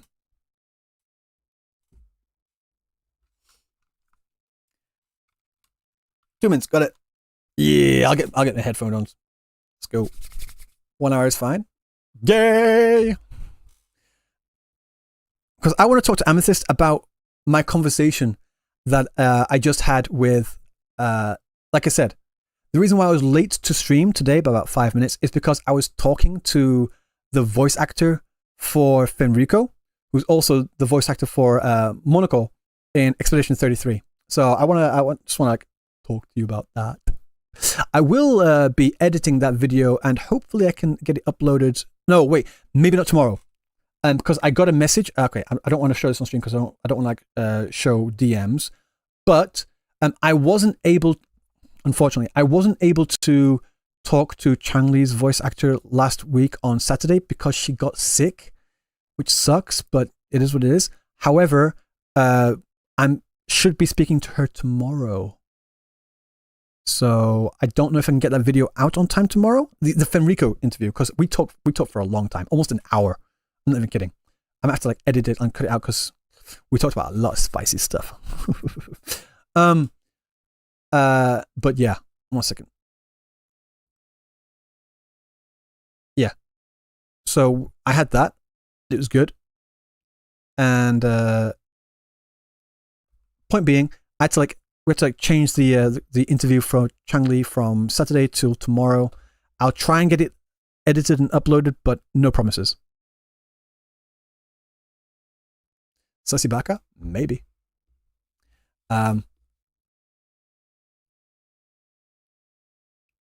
He told me as much as he was legally allowed to. I'll put it that way. And even then, I think he slipped up a couple of times. No, he didn't. But he did. Well, he didn't say anything like that he's not allowed to, but there were hints to stuff that I'm kind of worried for. So we can interview Japanese VA. I'm working on it. Yeah, you're right. If I just send him some feet pics, I'll get those spoilers. I'll get the spoilers for like 2.5 as well. 2.4, 2.5. I'll get all the spoilers easily. If I just send him some feet pics. Yeah, that makes sense.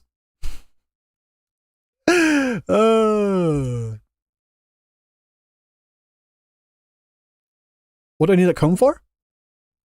Make myself look pretty. Because like, wait, no, I'll show you. Because like, if I don't have this on, it doesn't look. 1 second, I can't really see it. Like it looks like straddly and like yeah. Because like the headphones like ruin the hair. I'm like neat and tidy. See, much better. You're free. Okay. But I can call you now.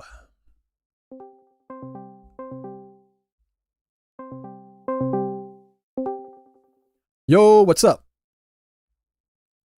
Hey, Yo, can you hear me? I can hear you now. How you doing? You good? How you doing? You good? I'm good, man. How are you? Yeah, not too bad, man. Not too bad. How you been?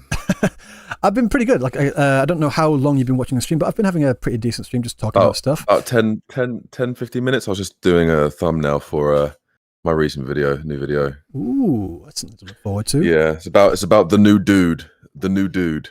Chu Yuan? Kwai-Yan, or however you pronounce his name. Yeah, Chi-Yan, Kwai-Yan. Mm-hmm.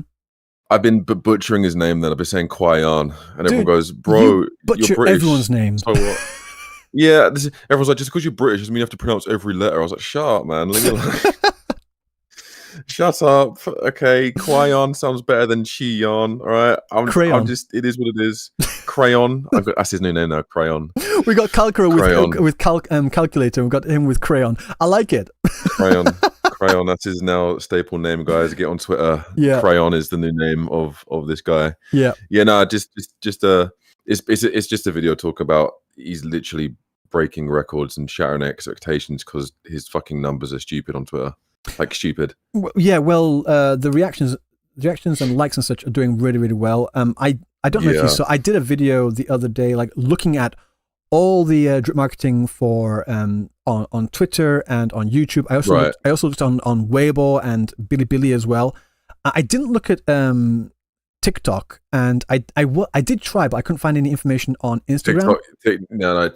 TikTok is people are liking him on TikTok a lot. People are very happy about him on TikTok. I don't have it on my phone, but I was like, let me go on the PC and go on the website. Let's see what's going on. And yeah, people are very happy that there's finally a dude in the game, which is ironic. Well, the thing is, though, I'm actually really worried about that because I'm working on a video talking about this because I keep getting dragged into this fucking conversation, and we've talked about this before about the whole male character issue, right? And like there's like this fracturing in the community of like the male wants us like, can we get some males, please? And then the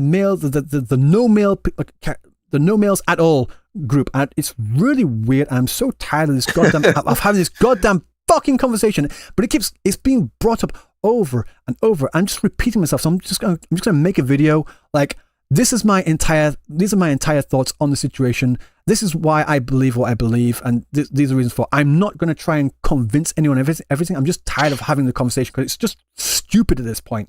And so the thing is that I'm really worried about, and I will include this in my video, is that I am worried because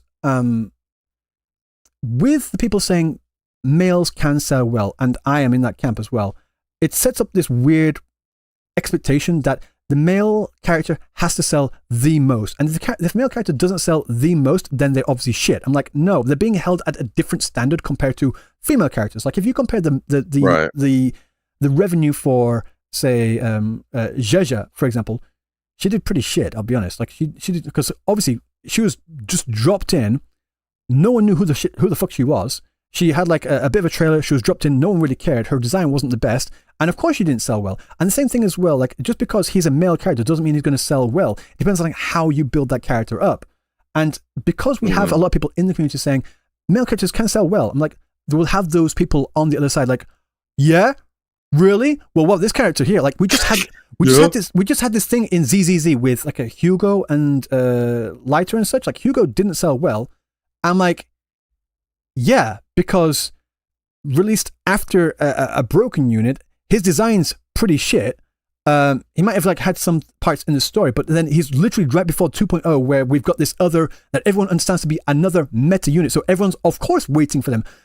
You can't have a game that has built up a very goonery audience. Like, come on, let's all be honest. We all know that ZZZ is full of gooners because like the jiggles, honestly, and just like every character so far. I think Hugo is like the first male character that they've released. No, they gave out what's his face, Maramasa?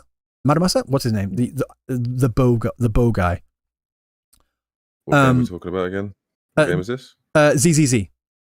Yeah, I don't play that game. I haven't played that game for so long. I don't know any of these characters. I know faces, but I don't really care about the game anymore. I'm going to lie to you. They gave a male character out for free. Again, we've seen that from Within Waves Jean-Li Yao. And but the majority of basically every other character has been basically a male. No, has been a female. Sorry, has been a female, and they've built up the audience expecting female characters and very jiggly female characters. At that, I mean, we've all seen Jane Doe's trailer. So when they've built up this audience. So when they bring out Hugo, and he doesn't sell well. This was the recent one with the scythe, right? Yes, the vampire-looking guy. Like, yeah. I'm like, of course he's not going to sell well because you didn't build up the audience to be interested in that character in the first place. And like I said, his design is pretty fucking shit, honestly.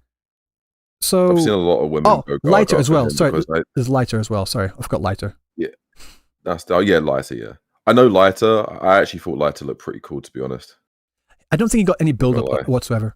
He didn't, no. But like I saw a lot of women go crazy with this recent vampire-looking guy because I think it's not confirmed, but a lot of people I saw was going, "Is that Silas's voice actor?" And I was like, "Oh boy." I was like, "Oh boy." They didn't actually come out and confirm if it was him or not, but if it is him, then fair enough, I guess. I don't think we know who Silas' voice actor is. I don't think it's been confirmed, the English one. Oh, is it not even? Did no one even know who? No one knows. People are making the comparison that it sounds a lot like Silas. So that's why people are like, oh, it's got to be like the same voice actor as that voice Silas. Possible. So, but like, yeah. So that's yeah. I was just saying. My point is like, I said this in a tweet as well. Like, you don't build a meat-loving audience and expect a salad to sell well. Like, if you have a restaurant that sells predominantly meat, and then you bring in a salad because there's a lot of people saying I would like salad. Well, I like salad. A lot of people like salad, and then you don't have people coming to your restaurant for salad. It's a different thing. Whereas with these games, with these mixed genre games, such as Genshin Impact, Honkai Star Rail, and Wuthering Waves, because I feel Wuthering Waves, at least in the beginning anyway, was considered a mixed genre game. Oh no, it was. Yeah, it was mixed genre game. Yeah. Sorry, continue. Absolutely. I said absolutely because we had Kaya, we had Diluc, we had loads of these other dudes and other guys in there as well. Obviously there was, I think, more female characters in the game, but it was the margin was a lot closer, right? Mm-hmm. But the thing is, one thing I will say about the Hoyo games, like they release a lot more males regularly than I've seen like other games like Woo and stuff do. I mean, look, I literally said in my recent video that I'm going to release soon, it's like I literally said it's not a bad thing. Like it's obvious that Cura are targeting a demographic which are more catered to horny young men, which is fine. You know, it's just I haven't got too much of a problem with that. I mean, look at Cantarella. That I think she kind of speaks volumes about that, and she was a very, very popular character. I mean, I'm someone who went gaga for Zani. You know, I love Zani. I mean, I fucking love that character. Mm-hmm. So it's not a bad thing. I think if we got a character, even if a male character, a little bit more frequently, I'd be a little bit more satisfied rather than waiting every 6 months, like 5 months or whatever. And it is unfortunately it's going to be one of those things where I don't see it changing in the future. I'm still going to play the game because I love the game. I think that I think the story for Will has been good. I think gameplay wise and these gachas I've been playing is good. And unfortunately for us guy lovers that like really cool, badass, armored up, butch male characters, the demographic we are not the primary demographic for Wuthering Waves and these kind of games. And I think that's something that we can keep vocalizing, saying, look, we would like more male characters. We've got Kwai-Yang, Shi-Yang, Crayon, whatever his name is. Yeah. He looks cool. He looks really, really cool. I'm actually very happy that he's coming to the game. So I'm going to be summoning for him. I would like more often characters. Obviously, Scar's coming back in the story now. Finally, I'm still coping for Geshu Lin, but it's one of those things where it's not that we won't get male characters. I just think the demographic that they're going for, and also based on the charts and the money and everything that they themselves at Cura Games have seen, the demographic for them at the moment is young males. No, I think I think there's a lot of misinformation being putting out online. I'm going to show you. I'm going to share a screen right now. Go for it. Yeah, go for it. I'm going to show it on stream too. But 1 second, because I don't really know the logistics. I'm just going by what people have been saying. And you what might. I've been seeing, I think everyone and a lot of people might have seen this. Let me just get it on stream too, because everyone's looking. So these are the sales. So these average sales, right? Oh, well, this is this is a sale. This is a chart that's been going around on Twitter quite a lot recently about Okay. Look at Brant. Brant did shit. Oh, look at Phoebe's there. Phoebe's there doing so really well. Brant's shit. And this gets shared around a lot. And this chart pisses me the fuck off because it's so damn misleading. It's not even true. No, the actual chart here is this. This is like they took a screenshot literally the day of his launch. They didn't even give them chance to get the actual numbers in. They took a screenshot, spread that around saying, Brant shit. Brant didn't sell. Now, see, male characters don't sell. Male characters don't. No, you don't want male characters, do you? No, you don't. Like, so this chart, this other chart has been spread around so much, spreading so much misinformation. It pissed me the fuck off. The actual chart here, there's no difference. There's no fucking difference. You got Phoebe there, Brant here, Cantarella here. Cantarella and Camellia sold the same as Brant and Changli.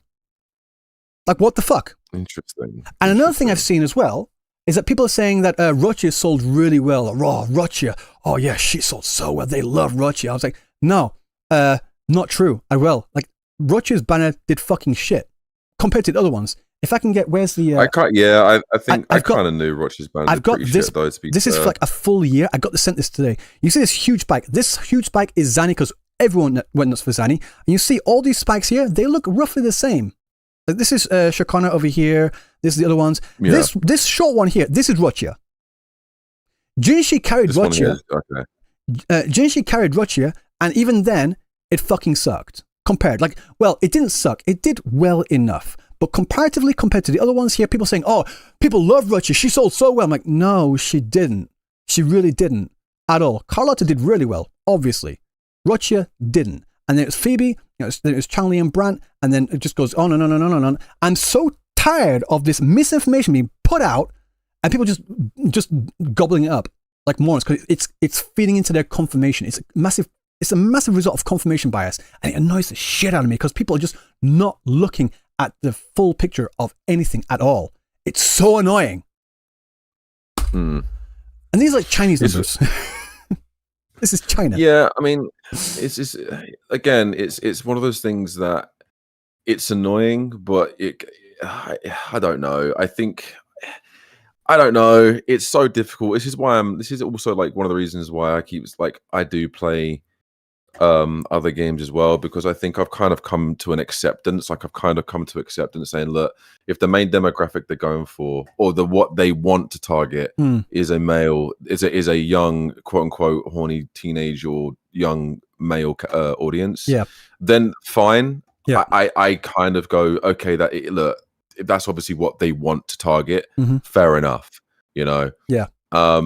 I'll allow them. I'll let them do what they want to do. I'm still going to play the fucking game. I play mainly for the story than anything these days, and dabble when I'm streaming. But it's one of those things where I'm looking forward to other games that do have a lot more male characters. Like look at the DMC collab in PGR. It went well. DMC's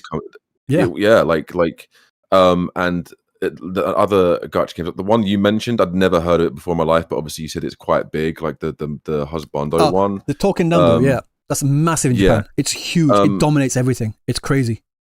Yeah, like if you want more really cool badass guys, go play the Dragon Ball gacha games. For fuck's sake, like I do that. Like you know, like there are gacha games that do prioritize in the. Unfortunately, it's just these open world gacha games. It doesn't matter, bro. Like I used to be the ones that goes, we need more males, fucking giggy, and I still play into that because it's funny and it's fucking hilarious and seeing people go, well, actually, it's the male demographic in it, and it's like, yeah, I know that. I'm just trolling, to be honest. I'm trolling now, to be honest. Like. And I'm in the minority, and I've now come to accept that, and it's fine. I don't care, and I'm still going to play the game. You know, Cartethia and Fleur-de-Lis look fucking awesome. Looper looks awesome. Augusta looks awesome. So I've come to accept that if I'm going to enjoy these games, I might as well just enjoy the characters that I've got available to me, and that's exactly what I'm doing now. Because the more I kick up a fuss, I'm just going to make myself look like a bit like look, I'm one guy. I'm not going to change anything. You know, I'm not going to fucking change anything. Also, like other games that are coming out, or when they eventually come out globally, like I've been playing Memento White Shadow, who had its soft launch recently, right? That game's sick. That game is fucking awesome. And you know what? They've got dudes in the game, hench fucking dudes. Yeah. and fucking really hot women as well. Yeah. So it's like, it's great. People just asking who I'm talking to. I'm talking to Amethyst Abrams. Everyone go. Oh, hey guys. Oh yeah, hey guys. Yeah. And I was just gonna say, yeah, I'm like much more. I'm thinking about the same way. I'm of the same opinion as you. Like, if they want to go for the young, horny guys demographic, and like, sure, that's their prerogative to do so, and they can do that if they want to. And I will still continue to play the game because I enjoy it and I enjoy the story and such. Yeah. In saying that, though, I will want to say, I think you're making a mistake. And then I was like, yeah, you make a mistake. You should branch out a little bit more into here because I want this game to be massive, dude. And if they keep on doing this, they're just gonna keep on getting less and less and less players over time. In my opinion, they've been like fighting against the current right now because the story is so good that it's making up for a lot of the downsides that are very glaring, well, in my opinion anyway, to the game. And because the story and because the gameplay is so good, it's really making up for that, which is fantastic. And I'm just thinking, it's like I love to have my analogies, right? Like specifically at food analogies. Yeah. I love those. Yes. It's like having a burger, right? It's like having a burger. Like, this burger's fine. You got a patty there. It's just in the bread. This burger's fine. But I would love some cheese and like some ketchup on there as well. If I got some cheese and ketchup, that would make it a lot better. You know, like, you don't need to have it. The burger's fine as it is. I'm enjoying it. I'm going to eat it. It doesn't matter. I'm hungry. Fuck it. Why not? But if it had cheese and tomato sauce on them, like, let's go. It makes it so much better. I think most people agree with that as well. I'm sure there are some people out there that don't like cheese, but let's be honest, they're the minority. I think even when they say like the majority of the player base is male, therefore they don't want male characters. I'm like, first of all, how the fuck did you come to that conclusion? Because I know a lot of males that love male characters. I'm one, you're one. I'm sure a lot of other people out there are the same. It's a very small minority, in my opinion, that actively don't want male characters. They might prefer female characters, but if the male character is amazing, like you said with PGR in the DMC with Virgil, Dante, and you've also got Goku and all the DBZ characters. Yeah. If they make really damn good, cool characters, male players would still pull for them, regardless. I want more characters at the same level as Virgil. I want more characters at the same level as Dante. I don't want, like, if they released a twink, like a little cat boy, and another like version of Ling Yang, I'm like, yeah, I don't care if he's male. I'm not pulling for him. I don't want characters like that. I want badass males. God damn it. It's not hard to understand. Like, I don't know why we're having this conversation, like where people just say, because there's a majority, like say 60-70% of the players, majority of players are male, therefore no male characters. That's just doesn't make any sense. Right. You know, I get that. No, I do get that. It's so difficult. It's so difficult to say at the moment because I didn't know they were like, I don't know if I think they're fighting against the current, like you said, but I don't know. I think the story and everything they're doing at the moment is doing very, very well personally, and I think the characters they're releasing are popular and they are doing well for both demographics. Mm-hmm. I just think because of just the whatever gender they're choosing to release at the moment is primarily female recently, which again isn't a problem. Some of these characters are badass as fuck and sexy as fuck. And then you've got the people saying, "Oh, I'd like more male characters." I just don't think it anymore. Anyway, it doesn't matter as much because then I got so excited when Crayon got fucking announced. Right, when I saw Crayon at the end of the trailer, I lost my shit. Right, I lost my shit. I was over the moon. I was happy because like finally, you know, it's like there's a dude. So maybe it's like a blessing in disguise because eventually when we do get an announcement that Scar's coming, or when we do eventually get an announcement that Geshlin's coming, it's I feel like it's just gonna make us get more rampant and riled up because then it's like, finally, after so many days and nights of no dudes. So I think it's like, yeah, I'd like more regular dudes. Even if it was like one patch it's both female, then the next patch it's one male, one female, or even if it's two females and one male 4-star. Yeah, I don't really, you know, that would be cool. Yeah, but I'm at a point now where it's like well, they're not really ramping it up, so they're probably not going to. So I'm just gonna let them do what they want to do. I'm glad the story seems like it's going back into a dark turn, to be honest. Yeah, same. The thing that really frustrates me though about this whole conversation about the male character issue is like they have characters they could easily make playable, and I'm like, why don't you? Like, in my opinion, I think they should make Scar playable. They should make Cristoforo playable. They should make Fenrico playable, and they should make Gishlin as well. So we've got these two characters from 1.0, Scar and Gishlin. Everyone's waiting to have them be playable. They've got these other characters as well, Cristoforo and Fenrico's, which I also think should be playable. And if we can get Frolova as a playable character, why can't we get Scar? Like, that doesn't make sense. Right. And so if they had released all those characters that we just saw, so we've got Augusta, Galbrena, Yono, Chisa, and then we've also got in the next update we've got Cartier and Lupa. So we got these 6 girls here and 1 dude. That again, people are tired of the word ratio, but that ratio is not balanced. If they've released all those female characters and Gishlin, Scar, Cristoforo, and Fenrico in to say, oh, these characters are also coming up by the end of 3.0, I don't think anyone would have any problems at all. I don't care if they're male, if they're 5-star characters or 4-star characters. If they just said, yeah, we're going to release these characters as playable too by the end before you go to New Federation, I don't think anyone would have any issues. And I think they could still claw back a lot of the other players that were hoping for more male characters, because I know a lot of people have been waiting and just clawing on to hope among hope that they were going to just change things around. And when they saw that lineup of characters of 4 female characters, well, let's just say 6, because like I said, the 2 new ones as well, Katsuya and Lupa, and 1, yeah, cool, 1, better than nothing. But people have been saying better than nothing to Genshin for fucking years. We shouldn't be just satisfied with better than nothing.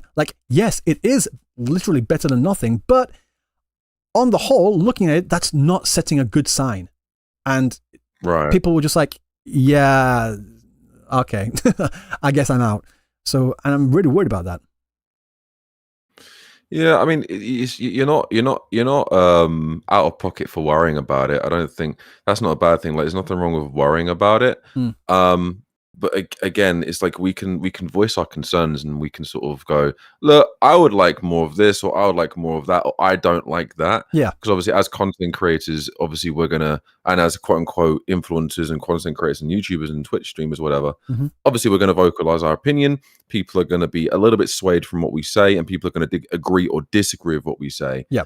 But it's one of those things where, as long as you can vocalize your opinion and vocalize what you like and dislike honestly, then you're doing the best you possibly can. I'm like I said, it's guys, come on, I want a darker story. Second, I want more male characters. Third, there's other things I like in the game. But what I'm not going to kick and scream and throw my toys out the pram, because that's going to get me fucking anywhere.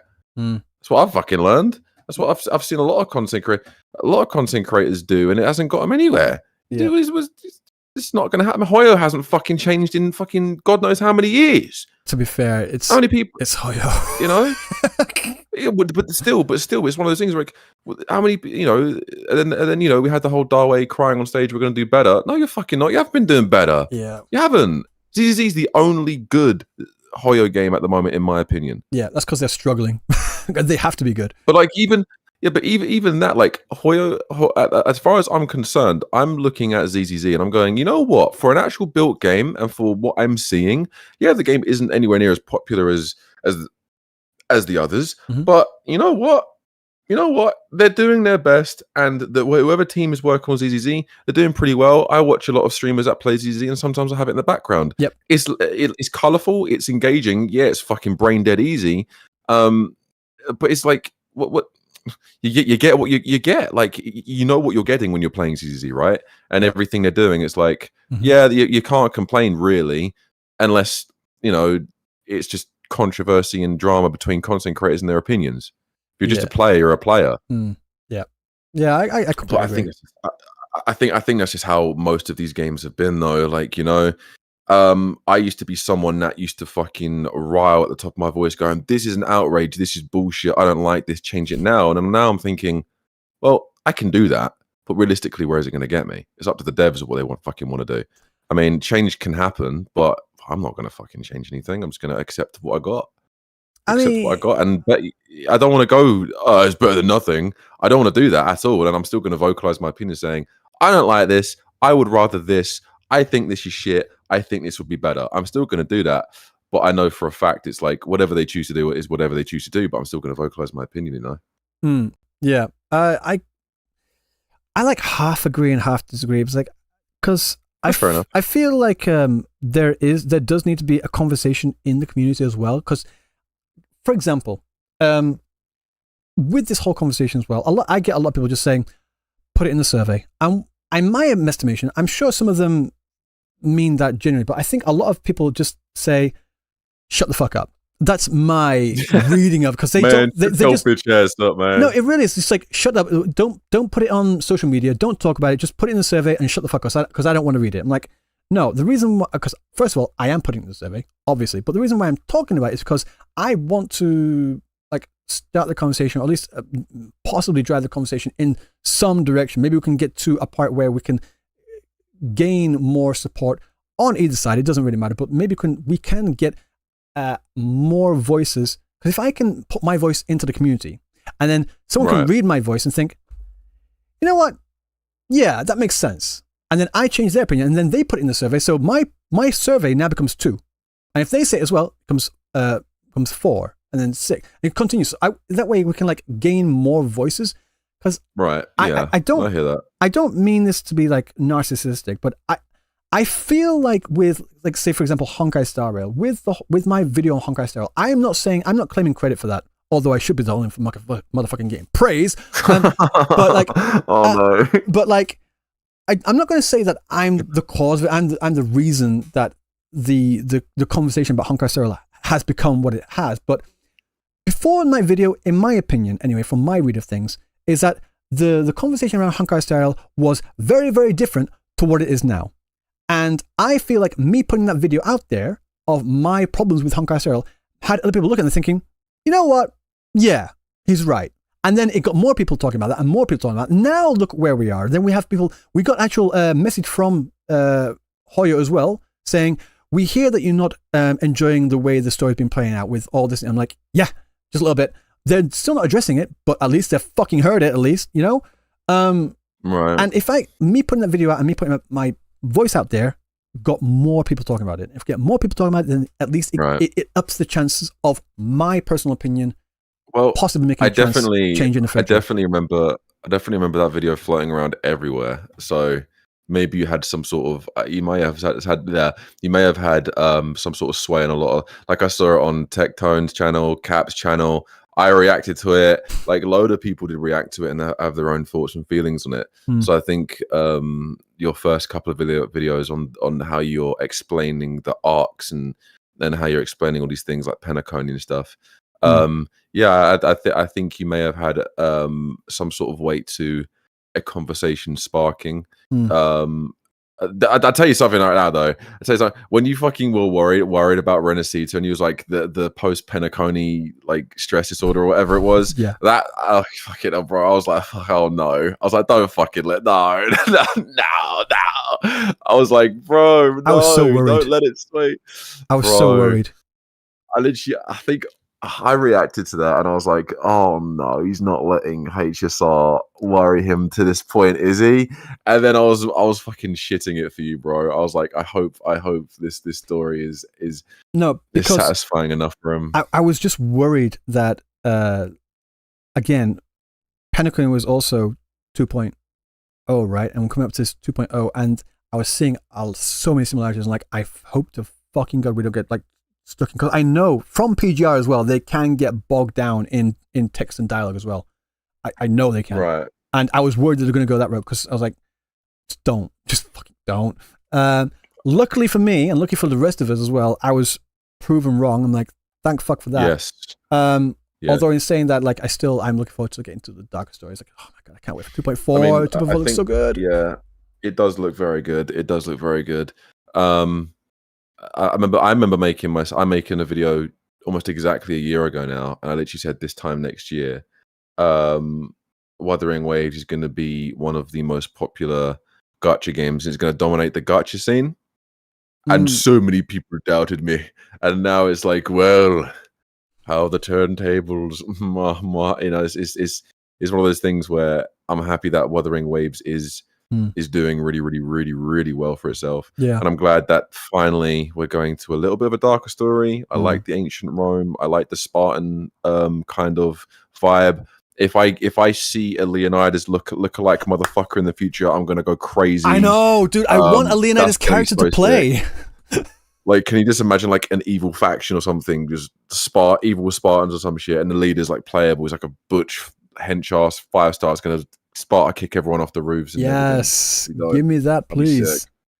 That'd be dope. But I was saying earlier. I'm looking forward to it. I was saying earlier that I was actually speaking to the voice actor for Fenrico, who's also the same voice actor for Monaco as well, from Expedition 33. Nice. And he was saying that. That's sick. Yes, same guy. That's cool. Yeah. And we were talking about a lot of different things about the like voice acting process as well. You probably enjoyed talking to him. He's a very nice guy. Hell yeah, man. And he was saying, and chat knows this because I said at the beginning of the stream. He was saying that he's going to an event in the near future. I don't want to say what event it is. I don't know if it's like allowed to, but he said he's going to an event with Jennifer.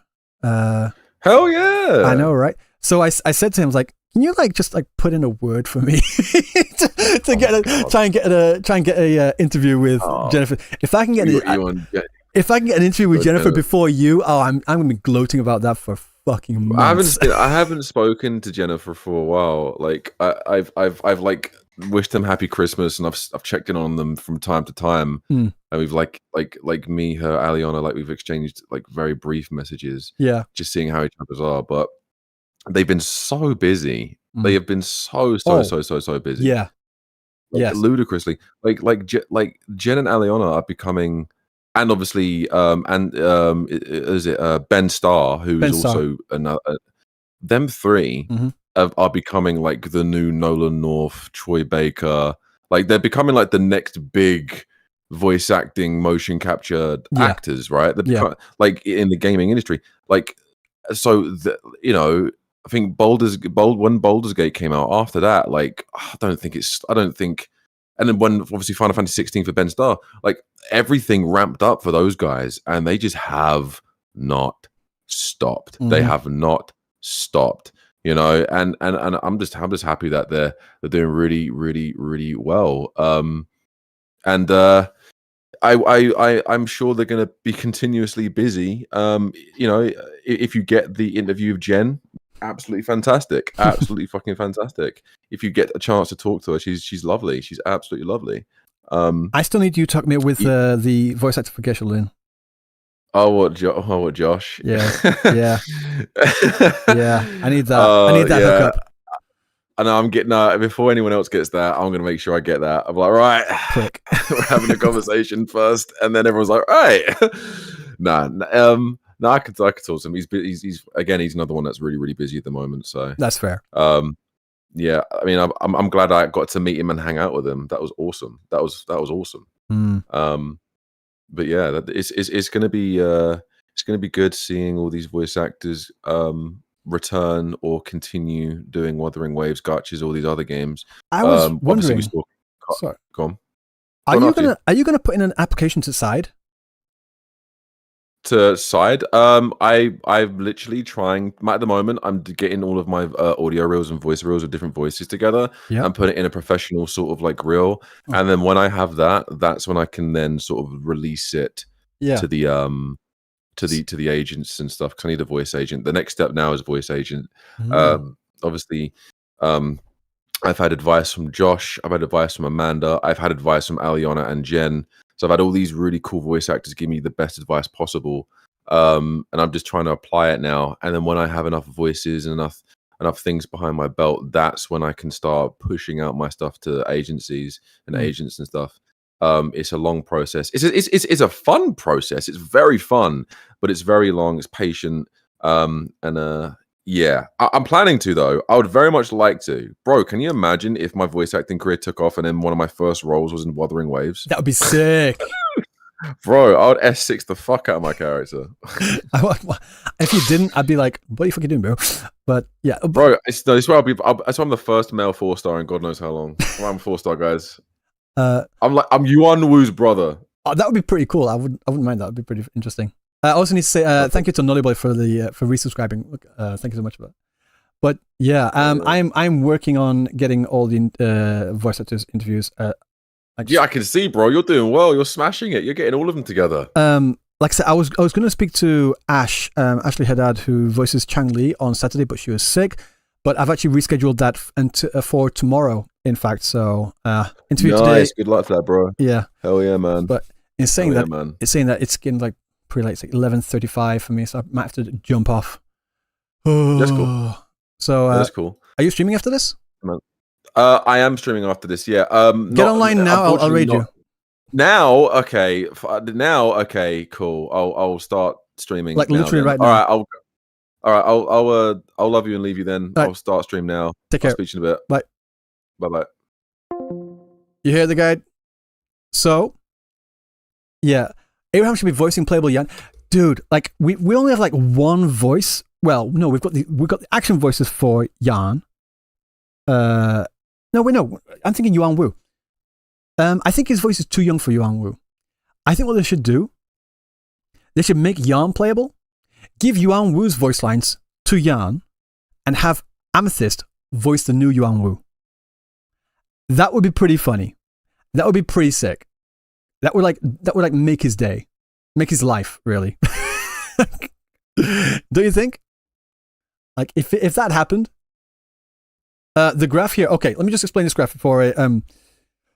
So I was saying that there was this graph that's been circulating on Twitter to prove that male characters don't sell.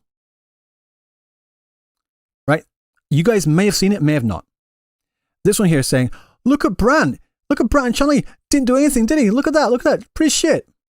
And I was like, no, there's something off about this chart. There's something really off about this chart. Because if I just, one second, if I zoom out a little here, if you look at these numbers here, you've got 60,000, 108,000. I was like, okay, those numbers don't line up. That doesn't make sense. If this is 60,000 here, how's that? These numbers are so weird. I don't know what these numbers mean. But I was like, no, there's something going on with these numbers. This doesn't seem right, like at all. Because this was way too short after Brant had just released. So I got someone to check what the numbers were. Like, afterwards. No, it seems like Brant and Chang-Li did the same or near the same. This is in China, by the way, as Phoebe and Cantarella and Camellia. So, we've got Phoebe here, Phoebe, Brant and Chang-Li, Cantarella and Camellia, they all did basically the same. But weren't those numbers just phone anyway? Okay, Erahinata, yeah, but that's not my point. My point is that this graph here, let me just zoom out so you can see the entire thing. This graph here was circulating on Twitter to prove something, no problem, Amethyst, to prove something that Brent flopped. This graph was being sent all around Twitter to say, Brent flopped, males don't sell. It was like just being spread as misinformation. It's not the full picture. The full picture is this. Fucking same. Every banner earned roughly the same. Generally speaking, this is China. To be fair, I'm saying in this demographic, in this metric here. If I look at the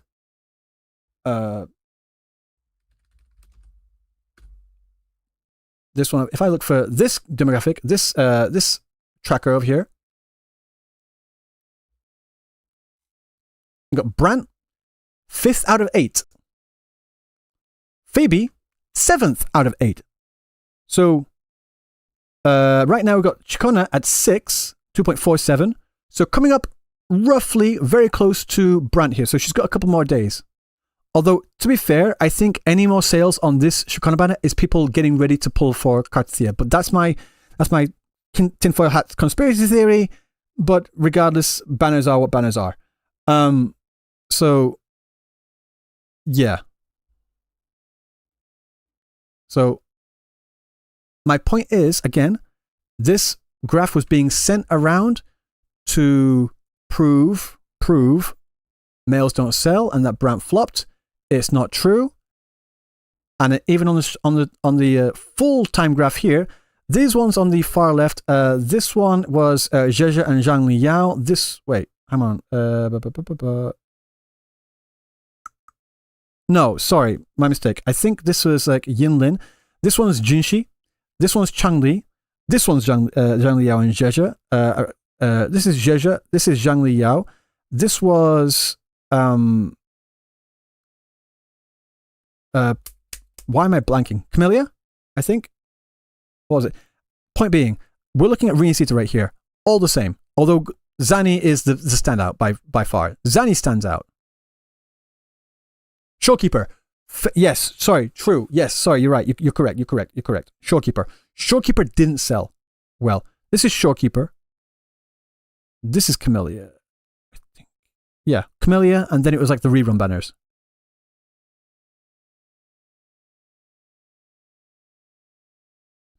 The thing is, Kura really needs to cook hard for male characters to sell well because they need that literally me aura and not just good material for a female audience. I've said this so many times that the 4 things that a character needs to sell well, regardless, in these mixed genre games, I mean, there are some other things as well. There's some other factors at play. They need to be designed well. They need to have a good character. They need to be important to the story, and they need to have a good kit. If you get all these 4 things lined up, they will sell well. The mitigating factors, the things that could possibly play a factor in like how much they make, is that there is such a thing as a first half, second half buff and debuff respectively. So the first half usually sells more than the second half because pulls and such. And then also if they're directly ahead of another big character coming up, i.e. Hugo with 2.0 and Yishuan. So there are some things that play into that other than those 4 metrics I stated, but generally speaking, these 4 things are necessities. The one thing I did notice here on these Rinasita characters, here, the one that did seem to be pretty less here. So we got Shikana right behind my head. Shikana here, Zani did really well, and then you got all these other characters. The one that did less here is Rochia.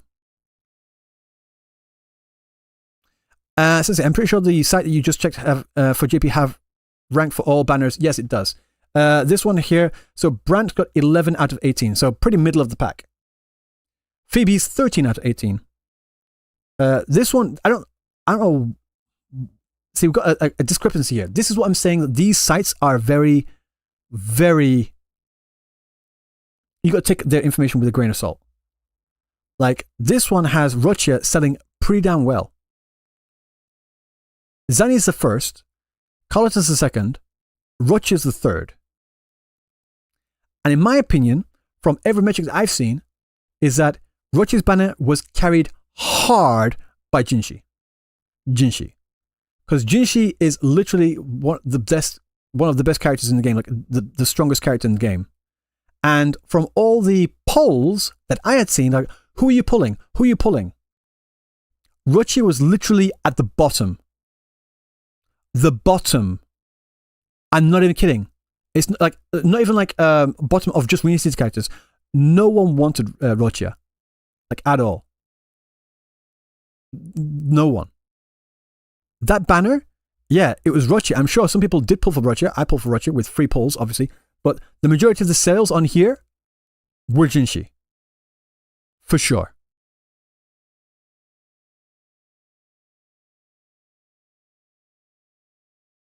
Wasn't it because her kit was terrible? It was a lot of things.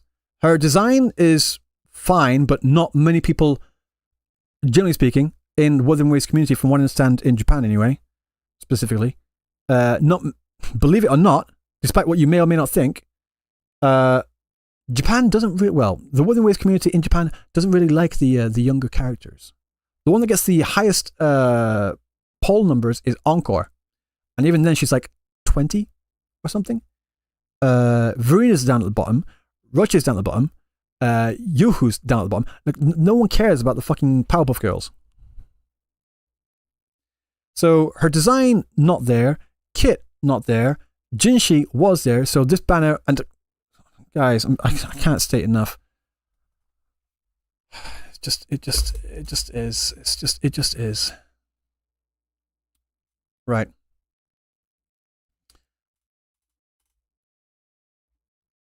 So,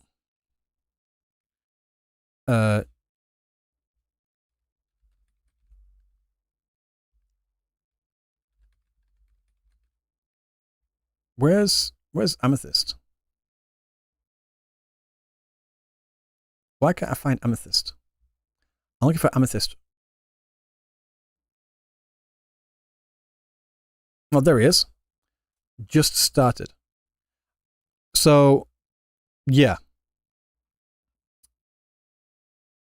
Yeah, if they're going to be... The thing is, though, and I don't really want to get into this right now because this is a longer conversation.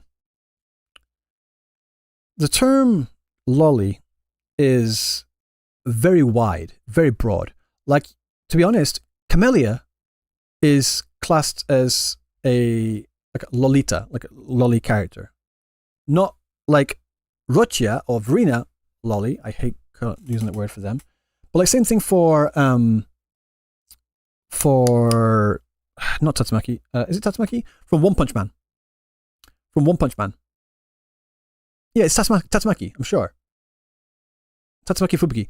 Tatsumaki is classed as a lolly. Just saying. Petite and flat, usually. It's not age. So, yeah. Got that. So I think we've gone through everything. We've gone through all the reactions for Genshin, for Japan's Genshin reaction to their latest updates. And yeah, she's not flat, but she's not that big. Petite. Right. So guys, on the Twitch side of things, I'm going to send you all to Amethyst Abrams, the person I was just speaking to. He's got the most delicious voice you will ever hear in your life. Go say hello to him. Go follow him. Be supportive. YouTube side, I will speak to you in a... I'm going to send Twitch over there. I'm going to speak to you specifically. So, yeah, I'm going to send Twitch. So, Twitch, raid, have fun. So we're going to be Okay, there we go. 1 second, I'm just... eating food. Hope your ass don't... Yeah, heard your voice, Ryuki, in Ryuki. Yo, thank you, Ryuki, for the strip for the raid. For the strip? I was not stripping. Hope you get your portfolio up soon, man. I appreciate the support, man. I appreciate support. I was not stripping. He just said strip. Thank you for the raid. I wasn't stripping. Hey, Coco. I wasn't stripping. Going? You good? Right. Is everyone doing good? Okay, he's doing well. Right, so YouTube side of things. How are you all doing? Are you all well? So, like I said, for videos wise, I have several videos lined up that I want to make. Of course, 2 of them are going to be Changli interview, which I'm going to have tomorrow. I'm going to have the interview tomorrow. I'm going to edit it and then upload it maybe on Thursday or Friday. We'll see. Fenrico interview, I'm not sure when, if I have the time to edit it tomorrow, but if I can, I will, and I'll upload that tomorrow. I also, like I said, I want to make a video talking about this conversation about the male-female characters things in the space as a whole, because I'm just tired of it. So I know you're all tired of the conversation. I am too. I'm fucking exhausted. And I just want to like make the video. And if I ever have the conversation again, like what this and the other, I'm just like, okay, I'm just going to send in the link to the video. I'm like, just watch that and shut up. So that's another video I want to make. And yeah, I'm also working on, trying to work on anyway, should I say, like story recap videos as well. I want to do story recap videos for the story of 1.0, 1.1, 1.2, 1.3, 1.4, etc., etc., etc., etc. And yeah, there's a few videos I've got in the lineup that I've got on the burner. So that's the general plan for the future. So I would like to ask though, this is something I would like to ask. are there any particular videos that you would like me to make? Like any ideas like, oh, we'd like more of this type of video or that type of video. Like, is there anything that you guys would like to see from me in the future that I might not be doing right now? Or maybe I have done, but you want more of it? Anything like that? So, do you know Rover, Mail, JP? Oh yeah, you're talking about the voice actor for Rover, like the actual voice actor, Toshiki Masuda, should I say? He soloed Fleur-de-Lis. Ideas on quality of life. I've done that before. Talk about FGO history. Oh god, that would be like a 3, 4, 5 hour video at least. Vlog videos. I want to save the vlog videos for the second channel, which I'm still working on, by the way. I have like 3 or 4 scripts, and I'm just been so damn busy. I need to get an editor. I'm not even kidding. I'm doing all this by myself, but I need to get an editor or someone to help me with stuff. I'd love to get like more like shorts videos out there as well, but again, I need to get an editor. It's just so tiring, you know. Story theory, that would be pain. Yeah.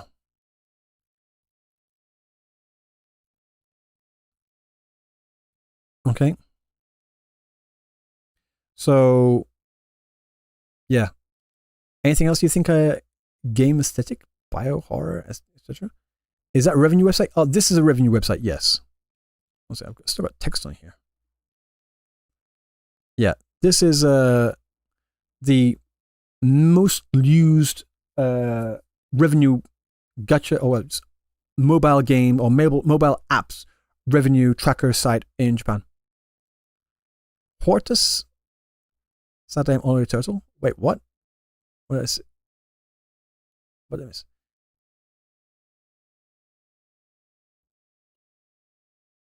You mean the edits?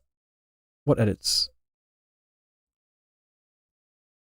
Make your vlog like a Japanese TV show? I'd need like a panel of people to reacting to me, and then just me eating food. That's basically what it is. Roichiko, oh, I see what you're saying. I see what you're saying now. Got it. Make a video about how Kuro should get rid of the 50-50 system. I mean, they should, but I know for a fact I'm going to get so many people in there saying, well, that would affect their bottom line. That would affect their profits. I'm like, yeah, it would. But maybe I should make a video about what I would imagine to be the perfect gacha game system. Like the perfect player-friendly, but also open to monetization and such. Maybe I should do a video about that. Yeah, subtitle editing for Japanese TVs is such a nightmare. Like, doing subtitles in general really sucks.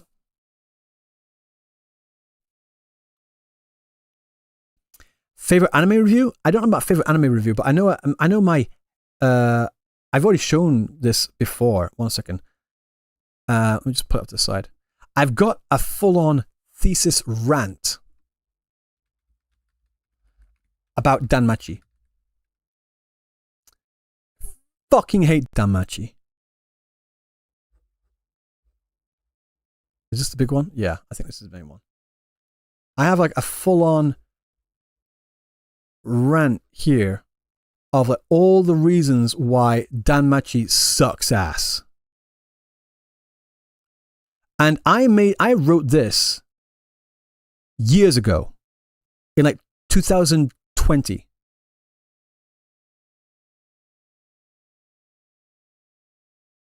Until season 2. Yeah, about then, really. It was boring. Like, the worst part about Danmachi is the main character. I fucking hate the main character. Holy shit. He pisses me off. Like, all the other characters are pretty good. Main character sucks ass. And the way the other characters interact with the main character sucks ass. Yeah. Yeah, I know about Smack. I think Smack likes Danmachi, and he mentioned it the other day in one of his videos. I'm like, I need to talk to him. I wonder if I can make a video like Honkai Star Rail is the worst game I've ever played. I wonder if I can like make a video of like Danmachi is the worst anime I've ever watched and here's why, and get Smack to watch it. I wonder if Smack would like change his opinion like he changed his opinion on Honkai Star Rail. Ooh, it'd be funny. That'd be very funny. How can you hate Danmachi? You think it's kind of good? You just want me to read this, don't you? I know what you're like. I'm not that easy to manipulate. I'll put it that way. You just want me to read this. But no, not today. I'm getting a bit tired. It's almost midnight. Yeah. So, yeah, guys, I need to bounce. I'm getting kind of tired. So, thank you all for being here. And I will see you all in the next video. Like I said, I'll have a video hopefully tomorrow, if not the day after, and then soon after that. I've got a few videos coming up this week, so look forward to that. Yep. So, take care, everyone. I'll see you next time.